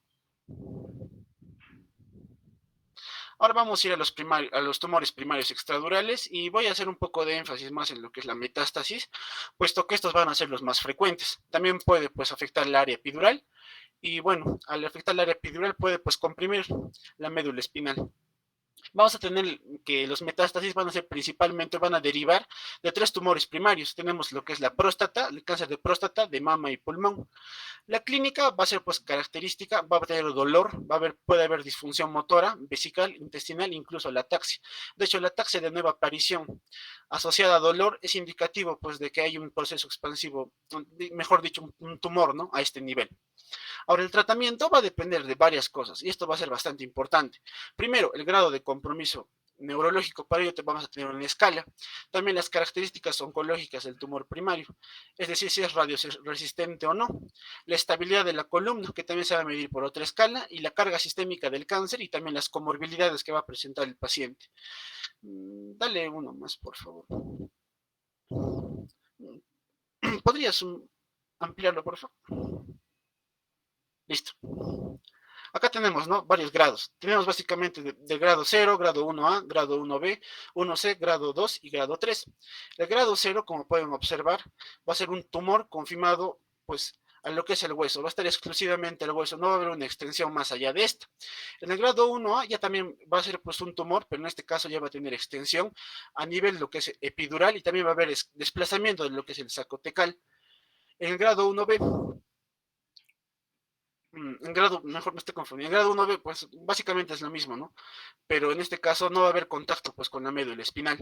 En el grado 1C, pues va a haber un tumor que va a tener extensión epidural, también va a tener extensión en lo que es el pilar medular, pero no va a originar un desplazamiento propiamente dicho. El grado 2 va a ser un tumor que va a desplazar o va a comprimir lo que es la médula espinal, como se puede observar, pero no va a tener una extensión circunferencial a lo que es la médula espinal. Y el grado 3 finalmente, pues va a ser un tumor pues con extensión epidural circunferencial y pues que va a causar, como se puede observar, una compresión grave de lo que es la médula espinal y también va a haber obliteración de líquido cefalorraquídeo. Eso pues es el esquema, un poquito más, dale. Ahí está. Pero acá lo podemos ver imagenológicamente, ¿no? Básicamente son los mismos grados. Por ejemplo, el grado A va a representar, en la imagen A va a representar pues a un grado 0, como les dije, ¿no? Que se va a limitar propiamente a hueso. El grado B, pues ya también va a ser, mejor dicho, la imagen B va a ser pues el 1A, la imagen C va a ser ya también, pues el grado 1, la imagen C va a ser lo relacionado al grado 1C, ¿no? Que va a ser un tumor, como les mencioné, ¿no? Que va a expandirse hacia lo que es el espacio epidural, como se puede observar, y también pues va a comprometer lo que es el pilar medular, ¿no? Que se ve ahí. La imagen D va a corresponder ya también al grado 2. Y la imagen E y F básicamente van a corresponder al grado 3, ¿no? Sobre todo la imagen F, ¿no? Donde se vería un gran compromiso de lo que es, hay una extensión epidural, ¿no? Que va a comprometer básicamente todo lo que es la médula espinal. Siguiente, por favor. Ahora también les mencionaba, ¿no?, que algo también importante para considerar el tratamiento va a ser pues las características propias que va a tener el tumor, ¿no? Si este va a ser radiosensible o radioresistente. Y eso básicamente va a depender del subtipo propio de la metástasis, ¿no? Como puedes observar ahí, pues, ¿no?, hay tumores radiosensibles y radioresistentes. Y básicamente, felizmente, los tumores más comunes, que son los de próstata, bueno, las metástasis más comunes que van a ser de pulmón, próstata y mama, pues van a ser radiosensibles, ¿no?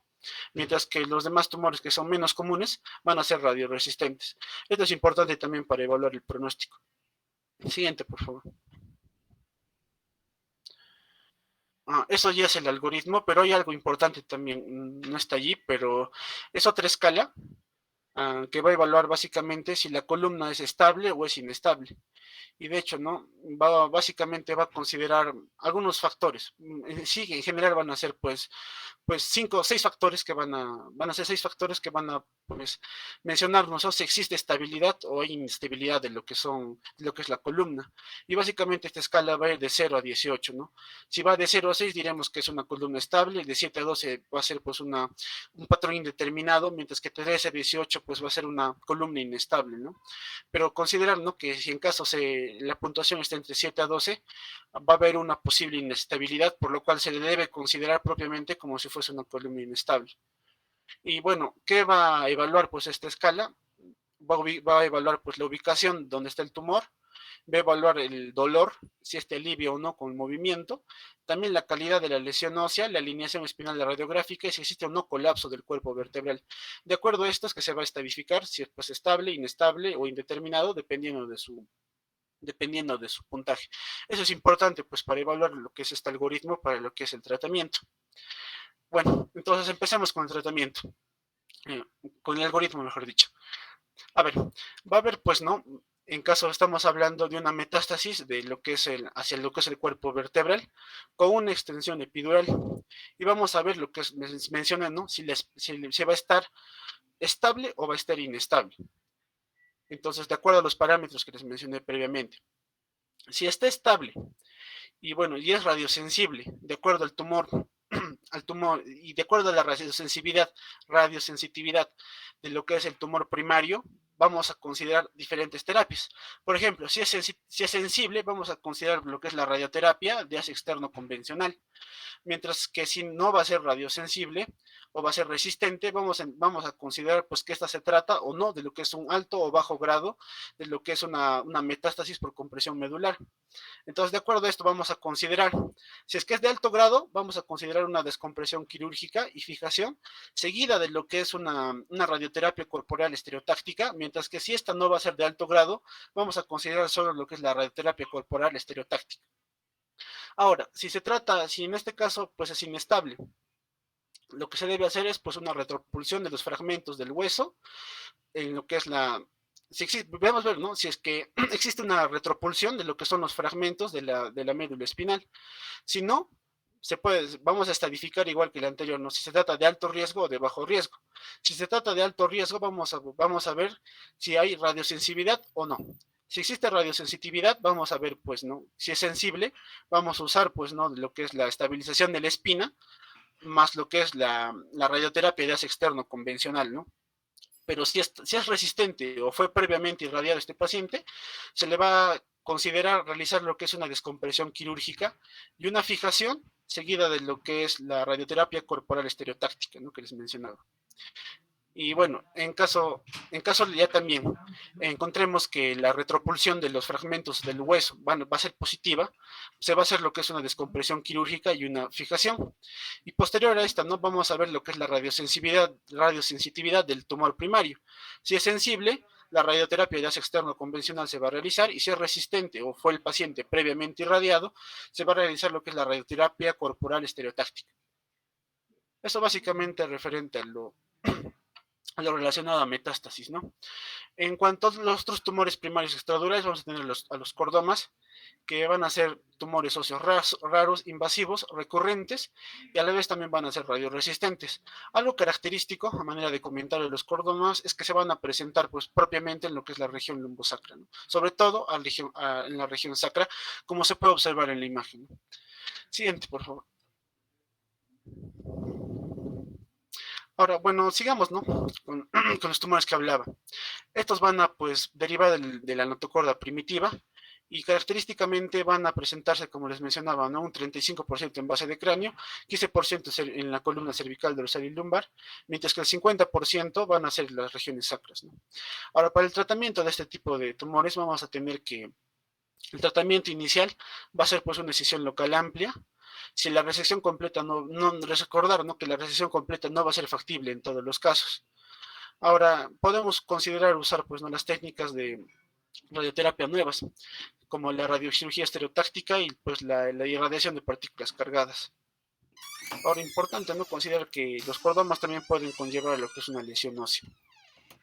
Ahora, los cordomas de columna y sacro, algunos van a ser irresecables. Entonces, en ese caso vamos a usar una terapia sistémica. Sobre todo, ¿no? En el caso de que haya recaídas. Bueno, como se menciona, ¿no? Para el tratamiento de la recaída después de una cirugía máxima y o radioterapia se ha centrado pues en terapias dirigidas molecularmente. Aquí básicamente vamos a hablar pues del imatinib, solo o combinado con cisplatina o sirolimus ha demostrado pues beneficio en este tipo de cordomas. Ahora, recordar, ¿no? Que al igual que otros tumores, vamos a evidenciar que va a haber una experiencia limitada con este tipo de agentes, ¿no? Sobre todo con lo relacionado a la quimioterapia. Ahora, resaltar también algo importante, que los agentes citotóxicos se refiere que no tienen una actividad clínicamente significativa. Siguiente, por favor. En cuanto a los sarcomas, ¿no? Continuamos hablando de los tumores primarios. Estos van a surgir, por ejemplo, de lo que son los elementos mesenquimales, pueden erosionar lo que es la columna ósea, característicamente se va a presentar en pacientes jóvenes. El tratamiento también va a ser multimodal, va a haber cirugía, va a haber radioterapia y quimioterapia, y bueno, vamos a tener pues sarcomas óseos, llamados también osteosarcomas. Esta pues característicamente va a ser una neoplasia neoplásica, poco frecuente, va a tener una incidencia máxima entre la séptima y octava década de vida. Característicamente, los sarcomas óseos o los osteosarcomas pueden presentarse en lo que es la enfermedad de Paget y pues le va a dar pues, su apellido, ¿no? Van a ser los osteosarcomas de Paget, que va a consistir pues básicamente en una lesión esclerótica y blástica. El tratamiento va a ser la vertebrectomía, la quimioterapia y también la radiación. Ahora, a pesar del tratamiento, tanto quirúrgico como radioterapia y quimioterapia, el pronóstico va a ser malo de este tipo de pacientes. En cuanto al condrosarcoma, este va a ser un tumor maligno del cartílago. Podemos observar característicamente opacidades calcificadas discretas. Este va a considerarse o va a ser 5% de los tumores espinales, por ello van a ser poco frecuentes. Siguiendo con el condrosarcoma, vamos a decir que el origen principal va a ser en el cuerpo vertebral hasta el canal espinal y también puede invadir lo que son tejidos blandos. Característicamente se va a presentar en la región torácica inferior y lumbar. La cirugía va a ser el tratamiento principal, mientras que la quimioradioterapia se ha demostrado que tienen un papel menor en este tipo de tumores. El leiomiosarcoma va a ser un tumor mesenquimatoso maligno, característicamente va a ser de células fusiformes, y bueno, recordar, ¿no? Que va a ser también muy poco frecuente, y de hecho el tumor primario de hueso, que es de lo que estamos hablando ahorita, va a ser muy raro que sea de este subtipo. Ahora, el sarcoma de Ewing va a ser un tumor pequeño de células redondas, que va a comprometer básicamente hueso y tejidos blandos. La clínica va a tener, pues, como en la mayoría de los tumores de ese tipo, va a tener un dolor localizado de semanas o meses de evolución y va a tener también agravantes. Una de las agravantes va a ser el ejercicio y otra de las agravantes va a ser pues que el dolor característicamente va a empeorar en la noche. El tratamiento va a ser multimodal también, es decir, va a haber cirugía, radioterapia y quimioterapia también adyuvante. Siguiente, por favor. Seguimos con tumores primarios. Vamos a hablar ahora del linfoma. Va a ser pues metastásico, a veces va a ser primario. El tratamiento también va a ser cirugía, radioterapia y quimioterapia. En cuanto al plasmocitoma y mieloma múltiple, característicamente en la columna pues va a ser el sitio inicial de neoplasias de células plasmáticas. En cuanto a neoplasias, pues vamos a hablar de células plasmáticas, hablaremos del plasmocitoma y del mieloma múltiple. Estos pueden ser solitarios o también pueden ser de un proceso difuso. En cuanto al plasmocitoma, el tratamiento va a ser pues la radioterapia localizada y va a ser indicativo la cirugía en caso el paciente cumpla algunos criterios. Dentro de estos criterios tenemos pues la inestabilidad estructural del hueso, el hueso retropulido o síntomas rápidamente progresivos, sobre todo por el crecimiento de este tumor, ¿no? Que va a comprimir médula espinal, entonces puede producir este tipo de síntomas. Ahora, en cuanto al mieloma múltiple, el tratamiento ya es mucho más complejo, como bien sabemos, básicamente va a definirse si el paciente va a ser o no candidato de trasplante de células hematopoyéticas autólogas, ¿no? Y se le hace una terapia de inducción y una terapia de posinducción previamente determinando si es candidato o no. En cuanto a la histiocytosis de células de Langerhans o el granuloma eosinofílico, este se va a presentar pues en varios sitios. No solo se va a presentar pues en huesos, se va a presentar en piel, se puede presentar también en ganglios linfáticos y también se puede presentar en el sistema nervioso central. Pero de hecho, de lejos, en huesos se va a presentar hasta un 75%. Y dentro de los huesos, el hueso más comúnmente afectado va a ser cráneo, también costillas, pelvis, huesos largos, mandíbula y también va a afectar vértebras, que es lo que nos importa, ¿no? Y el tratamiento básicamente dependerá propiamente de si esta histiocytosis o granuloma eosinofílico va a afectar un órgano o va a afectar más. Si afecta un órgano, en este caso solo hueso, por ejemplo, el tratamiento de elección va a ser prednisona sola o prednisona más bien blastina. Pero en caso el tratamiento o en caso el compromiso de este tipo de tumores sea más allá de uno solo, es decir, pueda comprometer piel, hueso, incluso sistema nervioso central más, el tratamiento va a ser bastante difuso y de hecho no hay un tratamiento específico para este tipo de pacientes. De hecho, la bibliografía revisada sugiere o recomienda que si por algún motivo nos topáramos con un paciente de este tipo, recomendemos, ¿no?, que se inscriba a un ensayo clínico donde se le pueda dar un tratamiento más dirigido o bueno, donde se le pueda determinar realmente qué tratamiento es el mejor en este tipo de pacientes. Y ya para finalizar los tumores primarios, extradurales, vamos a ver lo que son las lesiones benignas. Vamos a tener los osteomas osteoides, que van a ser pues lesiones menores de 2 centímetros, sobre todo en huesos largos, pero también se pueden producir en columnas de un 10%. El tratamiento va a ser conservador con salicilatos y de hecho va a ser el que tiene mejor pronóstico de todas las lesiones benignas que voy a mencionar. Los osteoblastomas van a ser lesiones mayores de 2 centímetros en hombres jóvenes y van a provocar síntomas neurológicos. Estos síntomas neurológicos, sobre todo, como bien mencionaba, van a depender pues de la ubicación y también van a ser provocados precisamente por el hecho de que estos osteoblastomas van a ser pues tumores bastante grandes, ¿no? Bueno, estos tumores van a ser benignos, tienen tendencia a reaparecer y el tratamiento va a ser quirúrgico. En cuanto a los osteocondromas, van a ser benignos y van a representar el menor al 4% de todos los tumores espinales.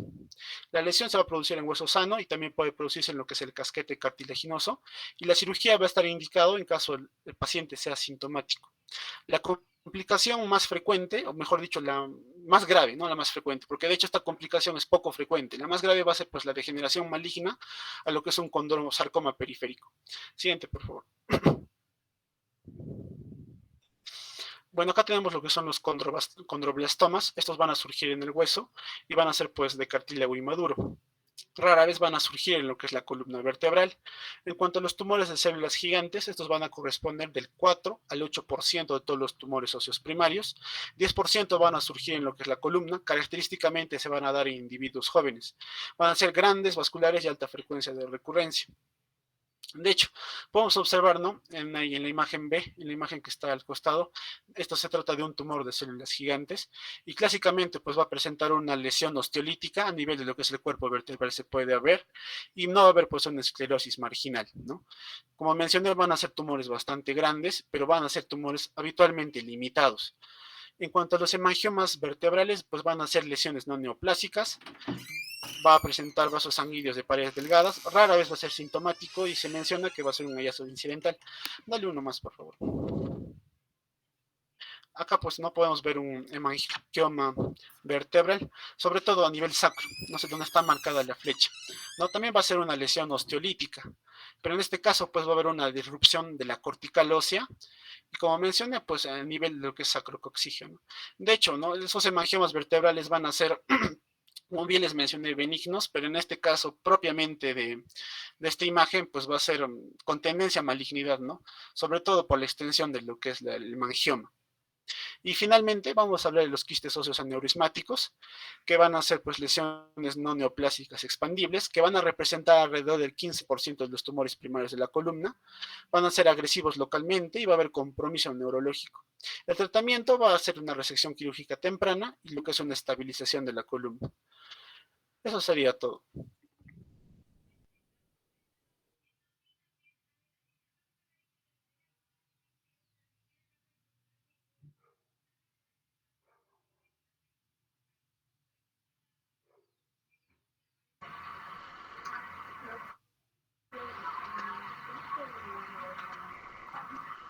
Muy bien.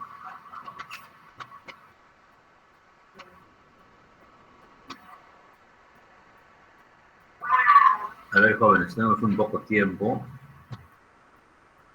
Voy a tomar la lista y hacemos algunas aclaraciones, ¿ya? Especificaciones.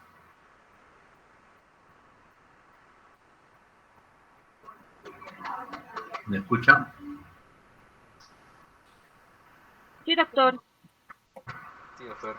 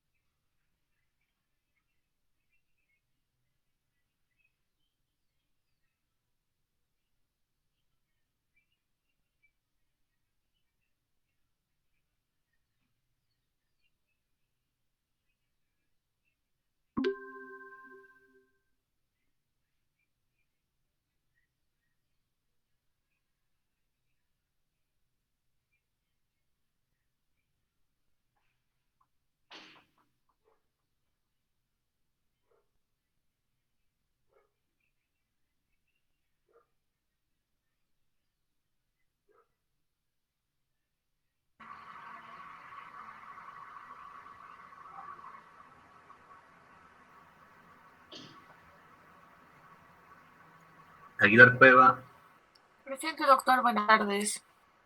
Amaguamán, Presente, doctor. Buenas tardes. Pasamamani, Presente, doctor, buenas tardes. Arango Vázquez, Arango Vázquez, Arias Condori, Arias Condori, Presente, doctor. Carlas Choque Kevin,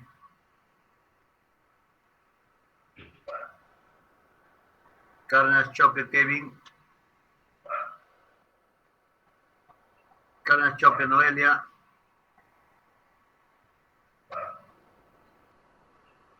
Carlas Portugal. Presente, doctor. Buenas tardes. Buenas tardes. Castellanos Jurado. Presente, buenas tardes. Buenas tardes. Chacón Cusiguamán. Doctor, buenas tardes. Buenas tardes. Dávila Cors. Dávila Cors. De la Torre Vera. Presente, doctor, buenas tardes. Buenas tardes. Durán Olivera. Presente, doctor. Buenas tardes. Flores González. Presente, doctor. Buenas tardes. Garay Valdivia. Presente, doctor. Buenas tardes. García Quintanilla. Presente, doctor, buenas tardes. Góngora Jaramillo. Góngora Jaramillo.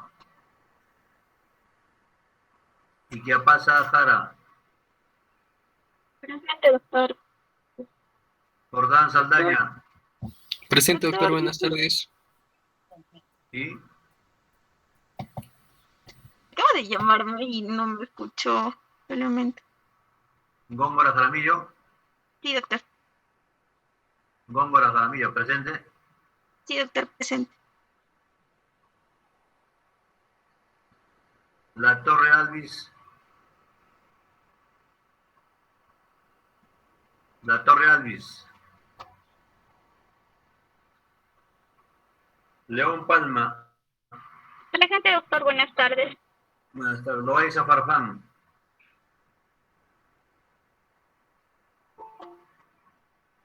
Loaiza Farfán. Maldonado López. Buenas tardes, doctor, presente. Mamani Valderrama. Presente, doctor, buenas tardes. Mejía Romero. Presente, doctor, buenas tardes. Moscoso Quispe. Presente, doctor, buenas tardes. Nina Moreno. Presente, doctor, buenas tardes. Olarte Pino. Presente, doctor, buenas tardes. Pontón Condorguamán. Buenas tardes, doctor, presente. Ortega Rivas. Presente, doctor, buenas tardes. Ortiz Yucra. Presente, doctor, buenas tardes. Paredes Pedraza. Doctor, está teniendo problemas de conexión. Ahorita le acaba de botar el Meet, por favor. ¿Quién habla? De Paredes, doctor. Por favor, está conectándose otra vez. Quillabomán Zúñiga. Presente, doctor, buenas tardes. Ripa Contreras. Presente, doctor, buenas tardes. Rivas Ramos. Presente, doctor, buenas tardes. Sánchez Rivero. Presente, doctor, buenas tardes. Santos Chacón. Presente, doctor, buenas tardes. Villacresis Conza. Presente, doctor, buenas tardes. ¿De alguien más? Doctor Dávila, por favor. Choque, presente, Estaba por esperando que favor. acabe para Cárdenas que le Choque, llame. doctor. Dávila Corso.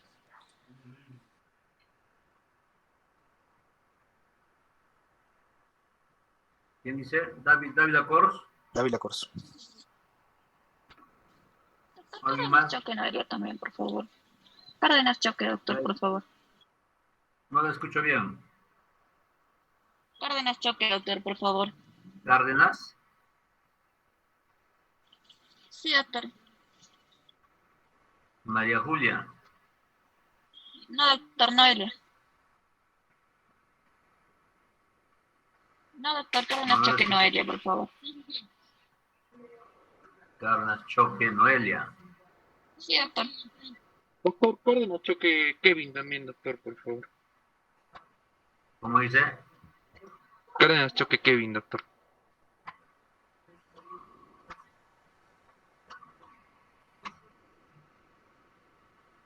Ya, muy bien. ¿Alguien más?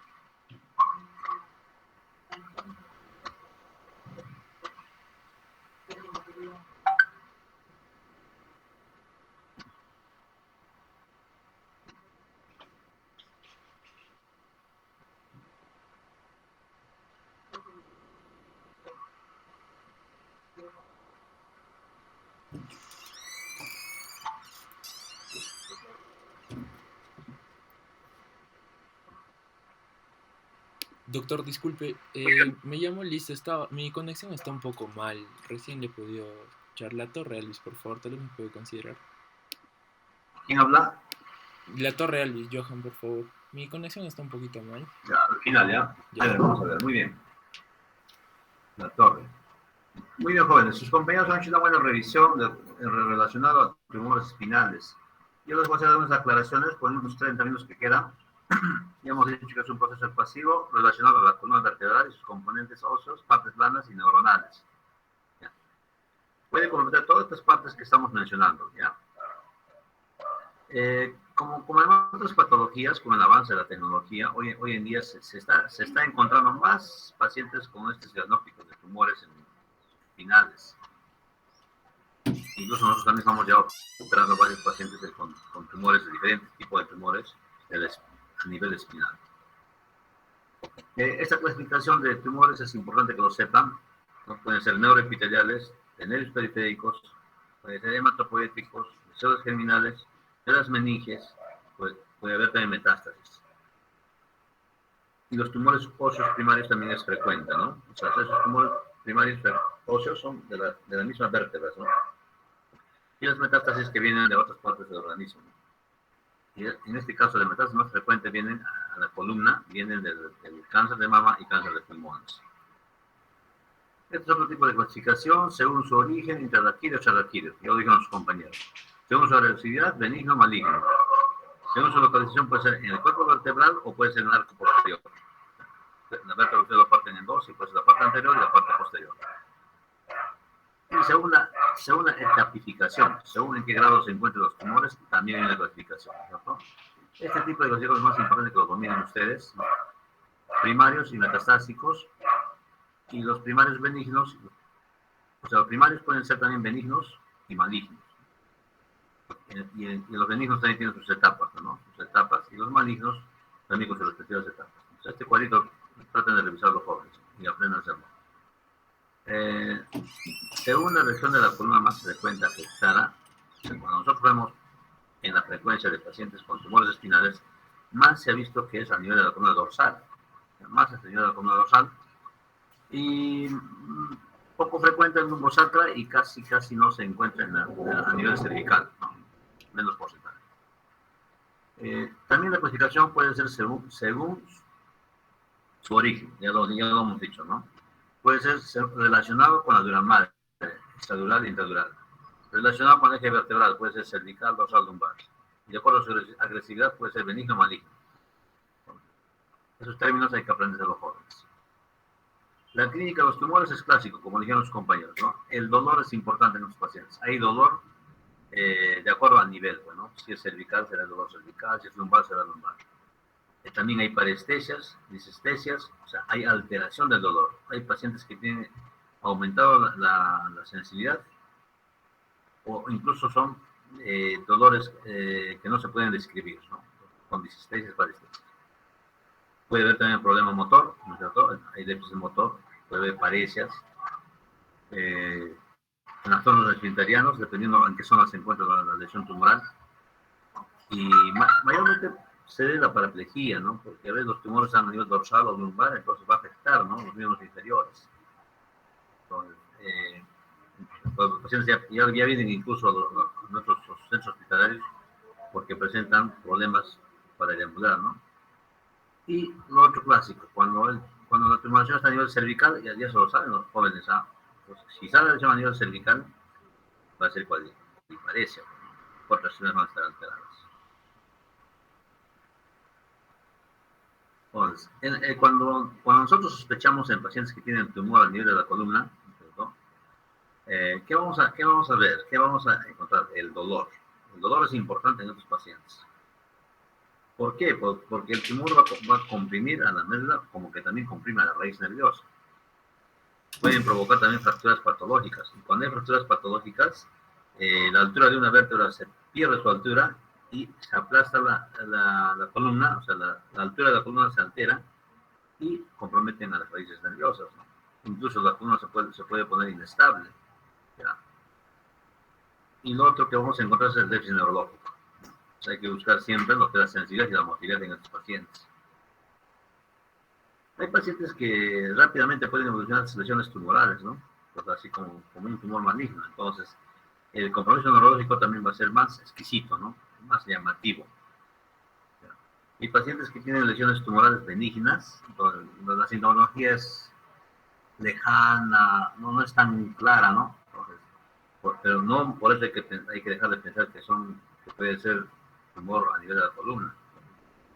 Hay que hacer un buen estudio o un buen examen motor y sensitivo. Muchos pacientes han referido que tienen dolor cuando descansan por la noche, ¿no? Cuando se recogen en su camita, tienen dolor, o aumenta el dolor, ¿no? Y les obligan, incluso, dice a estos pacientes, a mantener la posición sentada, ¿no? Para dormir. El dolor es radicular, pero si es cervical o lumbar, puede presentar también, ¿no? El dolor radicular, ¿no? A nivel lumbar. La más frecuente, el dolor radicular, ¿dónde va a ser? ¿A nivel cervical o lumbar? Entonces, dependiendo de la lesión tumoral. Si la lesión tumoral está a nivel cervical, el dolor radicular va a ser a nivel cervical, no tanto lumbar. Si la lesión está a nivel dorso-lumbar, entonces la lesión radicular va a ser más a nivel lumbar. Y casi no va a tener prácticamente dolor cervical estos pacientes, porque la lesión está en la región dorso-lumbar. Muy bien. Las metástasis, en estos pacientes los síntomas son comunes, pues, ¿no? En las metástasis. ¿Qué va a presentar el paciente? Va a presentar dolor en la zona donde esté la metástasis. Las metástasis son múltiples, jóvenes, ¿eh? No siempre es un solo foco.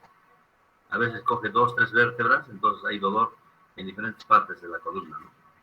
Eso es lo que hay que tomar la atención cuando es metástasis. Cuando el paciente dice, me duele en la parte dorsal, también me duele también la parte lumbar. Pues ya sospechamos que puede ser una metástasis.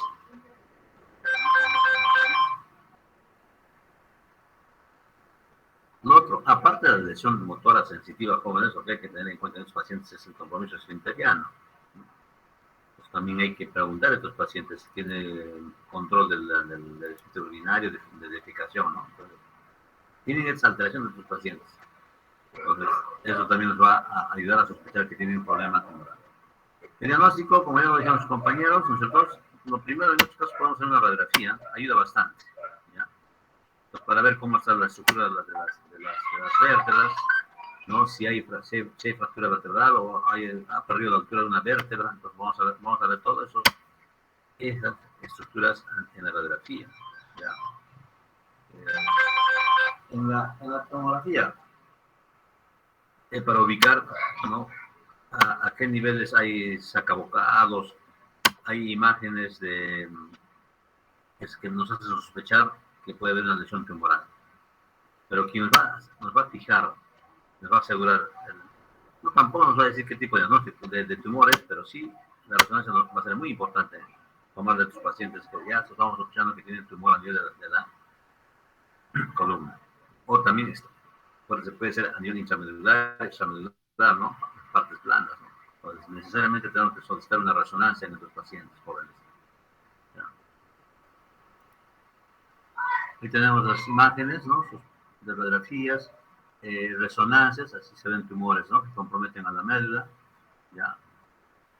Estas imágenes son los que ustedes nosotros vamos a sospechar que son lesiones tumorales, cuando están como tipos acabocados, ¿no? Y que están comprimiendo la médula. Entonces nos hacen sospechar en lesiones tumorales. La tipificación, jóvenes, también se lo tienen que saber, ¿ya? Eso de aquí es importante sabérselo. Etapa 1, 2, 3, ¿no? Cómo se comporta el tumor en cada etapa. Esto apréndeselo con mi jóvenes, ¿ya? En los tumores malignos, de igual forma, ¿no? Tenemos 1, 2, 3 etapas. Cuadrito, ¿ya? Este cuadrito apréndeselo, los dos cuadritos es importante dominar, jóvenes, para comprender las etapas de la tumoración, ¿no? A nivel de la columna. El tratamiento es importante, jóvenes, ¿ya? El tratamiento. ¿Qué vamos a hacer con los pacientes que ya tienen diagnóstico de tumor a nivel espinal? Sí o sí tenemos que hacer la sección tumoral, la resección del tumor. Tenemos que hacer la resección quirúrgica porque no lo podemos permitir, no podemos dejar que el tumor siga dañando o comprometiendo a la médula o a la raíz o esté colapsando la columna vertebral. Ahora, va a depender también de la ubicación. ¿Dónde está ubicado? Cervical o lumbar. Entonces, el tipo de cirugía quirúrgica es variable, pues, ¿no? Dependiendo a qué altura vamos a hacer la cirugía. Por ejemplo, a nivel cervical, si tenemos una lesión tumoral a nivel cervical, ya sea extradural, intradural, ¿no es cierto? Entonces, ¿qué vamos a hacer? Podemos hacer un abordaje combinado. Una cirugía anterior y posterior, ¿no es cierto? En estos casos solamente lo puede hacer el neurocirujano, ¿no es cierto? Porque estamos a nivel cervical. Pues una cirugía anterior para poder, si es que la lesión está a nivel extramedular y está hacia el cuerpo vertebral, entonces tenemos que hacer una anterior. Mejor visión vamos a tener con una cirugía anterior. Lo retiramos en ese caso tenemos que ayudarnos con una corperectomía, ¿no? Corperectomía. Hacemos incluso una disectomía, ampliamos nuestra cirugía y podemos ingresar a retirar alguna lesión tumoral cervical por la parte anterior. ¿Ya? Y por la parte posterior, si la lesión tumoral está hacia las láminas de de la columna vertebral hacia las láminas de la vértebra, entonces tenemos que también hacer una laminectomía posterior, ¿no es cierto? Laminectomía posterior. Y incluso jóvenes se puede hacer hasta 2, 3 láminas dependiendo del tamaño de la tumoración. Entonces podemos hacer 2, 3 niveles de laminectomía, pero tenemos que luego fijar con tornillos transpediculares, ¿no es cierto? O fijar por la parte anterior una placa cervical anterior, como que fuese un traumatismo, como que fuese una fractura. Pero es lo que hay que hacer, ¿no? Ahora, si estamos a nivel torácico, si nosotros encontramos a nivel dorsal la lesión tumoral, ¿no? Entonces tenemos que tal vez apoyarnos con cirujanos de tórax o cirujano cardiovascular, porque hay que hacer cirugía amplia y aperturar la caja, las costillas, la caja torácica y entrar por la parte anterior, ¿no es cierto? Cuando amerita, ¿no? A veces es importante trabajar en equipo en estos casos. Cuando estamos a nivel del sacrocoxis es más complicado, ¿no es cierto? Estamos a nivel del sacro o del coxis. Ahí sí tiene que intervenir de repente un cirujano general, un cirujano plástico, hasta un traumatólogo. Entonces, el equipo es más grande en esos casos. Muy bien. Este cuadrito es importante, jóvenes. Este cuadro, creo que lo presentaron sus compañeros también. Este cuadrito hay que comprenderlo bien. Aquí está todo el resumen de cómo es que se presentan las tumoraciones a nivel de la columna y a nivel de la médula, ¿no es cierto? Entonces, con este cuadrito, si lo dominan ustedes, este cuadro es, ya entendieron todo lo que es las lesiones tumorales en la columna. Entonces tenemos las intradurales intramedulares, ¿no es cierto? Tenemos las intradurales extramedulares y tenemos los tumores extradurales que están por fuera de la dura madre, pero son intrarraquídeos, ¿no? Son intrarraquídeos. Y tenemos los tumores raquídeos que están fuera de la dura madre, fuera del agujero de la médula, ¿no es cierto? Ese cuadrito, si lo dominan, jóvenes, vamos a comprender todo lo que es la patología de tumores. Ya esto ya sus compañeros lo revisaron en forma muy comprensiva, ¿no es cierto? Los tumores primarios. Se trata todo relacionado a los huesos, ¿ya? Y ahí tenemos cuando las tumoraciones son a nivel óseo, ¿no es cierto? A nivel óseo, la sintomatología es clásica, ¿no es cierto? Es clásica, ¿no? Entonces, va a haber dolor. Ya hemos dicho dolor si es a nivel cervical y si es a nivel de sacro también puede ser. Todo es dolor. El dolor es lo que nos va a decir que hay una lesión tumoral. El procedimiento quirúrgico en estos casos se hace curetaje, pues, ¿no? Se puede raspar, se puede sacar parte del cuerpo vertebral y enviar a patología, pues, ¿no? Para un estudio de patología. ¿Ya? Y si el hueso está con la tumoración, también tratar de extraer lo que se pueda del tumor, ¿no? Tratar de retirar la parte del tumor que esté comprometiendo, ya sea la raíz nerviosa o la dura madre. Pues en esos casos hay que retirar siempre esa lesión que está comprometiendo a estas estructuras. Pues ahí tenemos los famosos osteosarcomas, los hemangiomas, los condrosarcomas, osteoblastomas, sarcoma de Ewing, los linfomas, osteoma osteoide, puede haber también quistes aneurysmáticos. Pues todas esas lesiones jóvenes son lo que sus compañeros ya lo han descrito claramente. Ya no vamos a repetir ya. Cuando seguimos, ¿no? Los tumores de células gigantes, cordomas, también lo dijeron sus compañeros claramente. Igual, tumores intrarraquídeos, intradurales, intramedulares, ¿no? Dentro de la médula. Entonces, este tipo de tumores están los ependimomas, ¿no? Los clásicos ependimomas, los asocitomas, ¿no? Plasmocitoma, y luego tenemos los tumores intrarraquídeos, intradurales, extramedulares, pero están fuera de la médula, ¿cierto? Estos son ya los tumores más frecuentes que se observa en la estadística, en la casuística, ¿no? En nuestras regiones. Entonces, los meningiomas. Hemos operado bastantes meningiomas nosotros en columna, ¿no? A nivel de la... más que todo a nivel dorsal, no tanto lumbar, dorsal. ¿Ya? Entonces, ustedes ya conocen el meningioma. Para que sea un tumor de meningioma tiene que nacer de la meninges, pues, ¿no? De la madre, ¿cierto? Estos tumores mayormente se ha visto que comprometen a las raíces nerviosas. Por eso es importante conocer los meningiomas, ¿no? Entonces, ¿a qué edad se encuentra? Aquí nos dice la quinta o séptima década, ¿no? La bibliografía. Pero nosotros en nuestra región a veces nos encontramos en jóvenes que trabajan más que todo en las chacras, en las minas. Estos jóvenes aparecen entre los 40, 45 años, ¿no? Pues sí se presentan también jóvenes, ¿no? También dice la bibliografía que se encuentra más en mujeres, ¿no? 75%.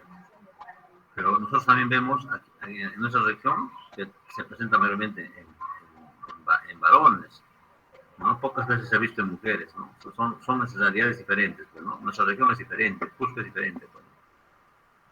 Ahora, en cuanto a la frecuencia de los meningiomas, se ha visto, como les dije, dorsal, mayormente es dorsal.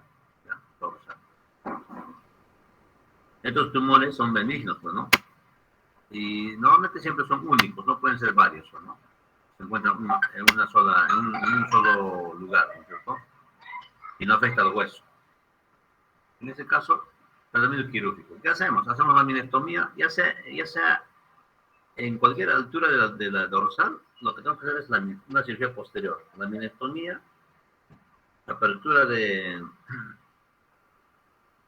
la dura madre y extraemos la tumoración que está comprometiendo a la médula o la raíz nerviosa. Pues ahí tenemos un meningioma clásico. Este gráfico lo presentaron nuestros compañeros, creo. Es típico esta tumoración del meningioma. Así nosotros también encontramos en nuestros hospitales para hacer las cirugías. Entonces, sí o sí tienes que abrir la dura madre por la parte posterior, ¿no? Abres la dura madre y como hay compresión, incluso el tumor solito sale, ¿no? Una vez que tú aperturas la dura madre, el tumor de por sí se sale, ¿no es cierto? Te ayuda, ¿no? Entonces, tú solamente tienes que hacer una cirugía, una disección, separando la médula de la tumoración, porque siempre por la inflamación hay adherencias del tumor hacia la médula. Entonces, en eso hay que tener cuidado. Y separar el tumor de la médula y luego extraer la tumoración. Y luego cerramos la dura madre, pues, ¿no? Cerramos la dura madre. Cierras la dura madre, la lámina que hicimos lo dejamos incluso abierto, no hay necesidad de recolocar los huesitos, ¿ya? Porque es mejor dejarlo con descompresiva esta zona, porque después de la cirugía va a haber inflamación de edema y puede haber compresión, entonces hay que dejarlo mejor abierto las láminas. Los neurofibromas jóvenes también, bueno, es de poca presentación, ¿no? No se encuentra mucho, pero no, nunca hemos visto nosotros en Cusco. En Lima un caso vimos, creo, pero no se ven muchos de los casos. ¿Ya? Entonces las cirugías son más complicadas, ¿no? Más complicado. Igual hay que ser por la parte posterior, ¿no? La parte posterior es que es la minectomía, ya sea de la C2, más que todo C2, no tanto C1. ¿Ya? En este caso, incluso, la lámina hay que sacarlo bonito, ¿no? Enterita nomás, porque hay que recolocárselo. ¿Ya? Pero es una cirugía muy, muy diferente que una meningioma de parte dorsal o lumbar. Los neurolimomas también son otros tumores que también de poca frecuencia, ¿no? ¿Ya? Derivados de las células de Schwann. Tampoco hemos visto en nuestra región, no se ve este tipo de patologías, pero hay que conocer los jóvenes, ya, tienen que conocer. El tratamiento siempre va acompañado de una fijación, jóvenes, en las cirugías. Ya, mayormente siempre termina con fijación, porque cuando hacemos las laminectomías, a veces esos huesos también están debilitados por la tumoración, entonces ya no sirve y hay que botarlo. Entonces siempre se hace con fijación con tornillos transpediculares. Va de la mano, ¿no? Entonces, cuando nosotros entramos a operar una cirugía de tumores, tenemos que ir también ya con sistemas de fijación, ya sea anterior si es cervical, ya sea posterior si es dorso lumbar. Pero ya esto ya hablamos cuando hicimos tornillos rectomedular, es igualito el manejo. No hay que ingresar los tornillos por los pedículos, ¿no es cierto? Por los pedículos se ingresan los tornillos y luego se coloca una barra para fijar todos los tornillos, ¿no es cierto? Y mantener el equilibrio en la columna, más que todo por eso, porque si nosotros hemos retirado tres láminas, la columna pierde su estabilidad, entonces hay que dejarlo con tornillos de fijación, con las películas. Las metastásicas, también sus compañeros ya lo dijeron, ¿no es cierto? Es bien frecuente la metástasis, esto sí se ha visto constantemente en nuestra región, jóvenes, y bien frecuente. Ya bastantes pacientes vienen con metástasis, mayormente mujeres, ¿no? Entonces, pero si se trata en varones, más que todo el ancestro es el cáncer de próstata. Todo el ancestro es cáncer de próstata. Y en mujeres, cáncer de mama, ¿no? Entonces, se ha visto bastante casos de metástasis en mujeres. En mujeres siempre lo que se ha visto más, hablando de tumores en metástasis.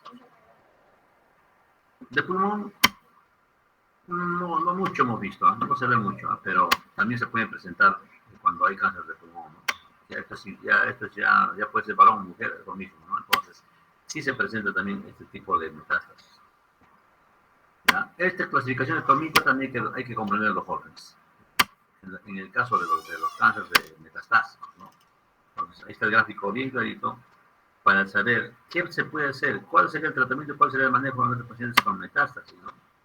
¿Será quirúrgico o no será quirúrgico? ¿Cuál sería quirúrgico en este tipo de tumores?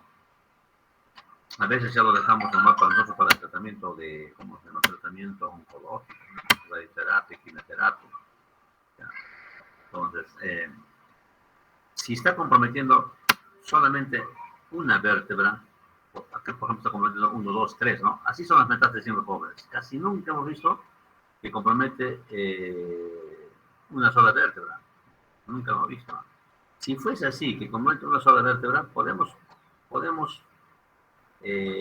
poner tornillos, pero no la parte sana superior y la sana inferior para poder estabilizar esta columna, porque si no, esto suele ser una jiba, ¿no? Se destroza este hueso, esta vértebra, y hace la jiba y va a dañar a la médula y a la raíz nerviosa. Si encontramos este caso, podemos nosotros hacer una cirugía con fijaciones transcelulares. Entonces hay tumores a nivel del sacro, ¿cierto? Que crecen, que invaden a la médula incluso, ¿no? En este caso no hay médula, sino al canal radicular, ¿no? Y a las raíces de la cola de caballo, ¿no? Por el paciente, ¿cómo creen que va a vivir? Un dolor intenso a nivel del sacro, ¿no? Sacrococcus. De igual forma, ¿no? Estos tipos de tumores existen, ¿no? Entonces, esos tumores, como dijimos anteriormente, sí se puede hacer cirugía, pero con un equipo, ¿no? Traumatólogos, cirujanos generales, o sea, tenemos que entrar con un equipo, no solamente neurocirujano. Y luego, una vez retirado el tumor, fijar con tornillos, hasta incluso en el sacro, ¿no? O sea, estos tornillos están entrando al sacro, jóvenes. Ya, sacro, incluso sacro pélvico, ¿no? A veces el sacro también está dañado, pues, ¿no? Está dañado el hueso del sacro, entonces hay que ingresar hacia la pelvis, ¿no? Entonces, ese tipo de cirugía tiene que ser con fijación con tornillos. Ya, entonces, aquí, por ejemplo, mira, todo esto es la médula, jóvenes, todo es la médula. ¿Cuántas láminas hemos retirado acá? Por lo menos 1, 2, 3 láminas, ¿no? 3 láminas se retiraron y para poder extraer el tumor, y luego hay que fijarlo con los tornillos, ¿no? Fijar con los tornillos. O sea, este es a nivel del sacro, jóvenes, como se dan cuenta, ¿no? Aquí sería el sacro, y aquí sería la lumbar, ¿no? Es un lumbar. Entonces, aquí incluso la barra que va a fijar está haciendo una curva, ¿no? Porque tiene curva pues, a nivel del lumbo sacro, ¿no? Entonces, una curva.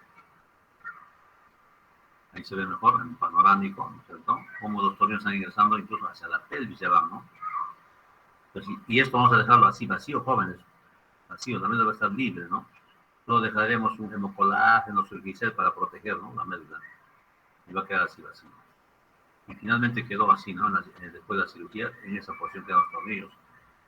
Siempre hay que hacer un control para ver si están bien ubicados los tornillos, ¿no? Si se han ingresado por el pedículo o no, porque a veces entran por el agujero de conversión.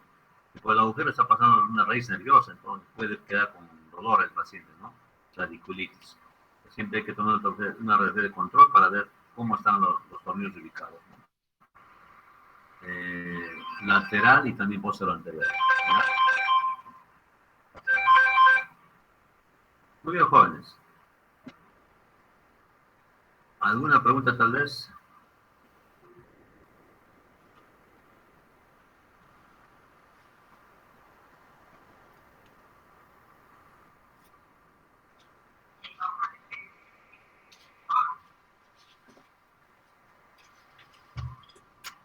Ya. Quedamos jóvenes, ya, buenas noches. Doctor, Gracias, disculpe, me doctor. dijo Buenas al noches. final. Buenas noches, doctor, gracias. Allá, ¿a quién Buenas faltaba? tardes. La Buenas Torre noches, Alvis, por doctor. favor, doctor. La asistencia de quién faltaba, me dijo. De mí, doctor. La Torre Alvis, por favor. No, voy a entrar, ¿ya? Muy bien, nos vemos en la torre. Estoy entrando.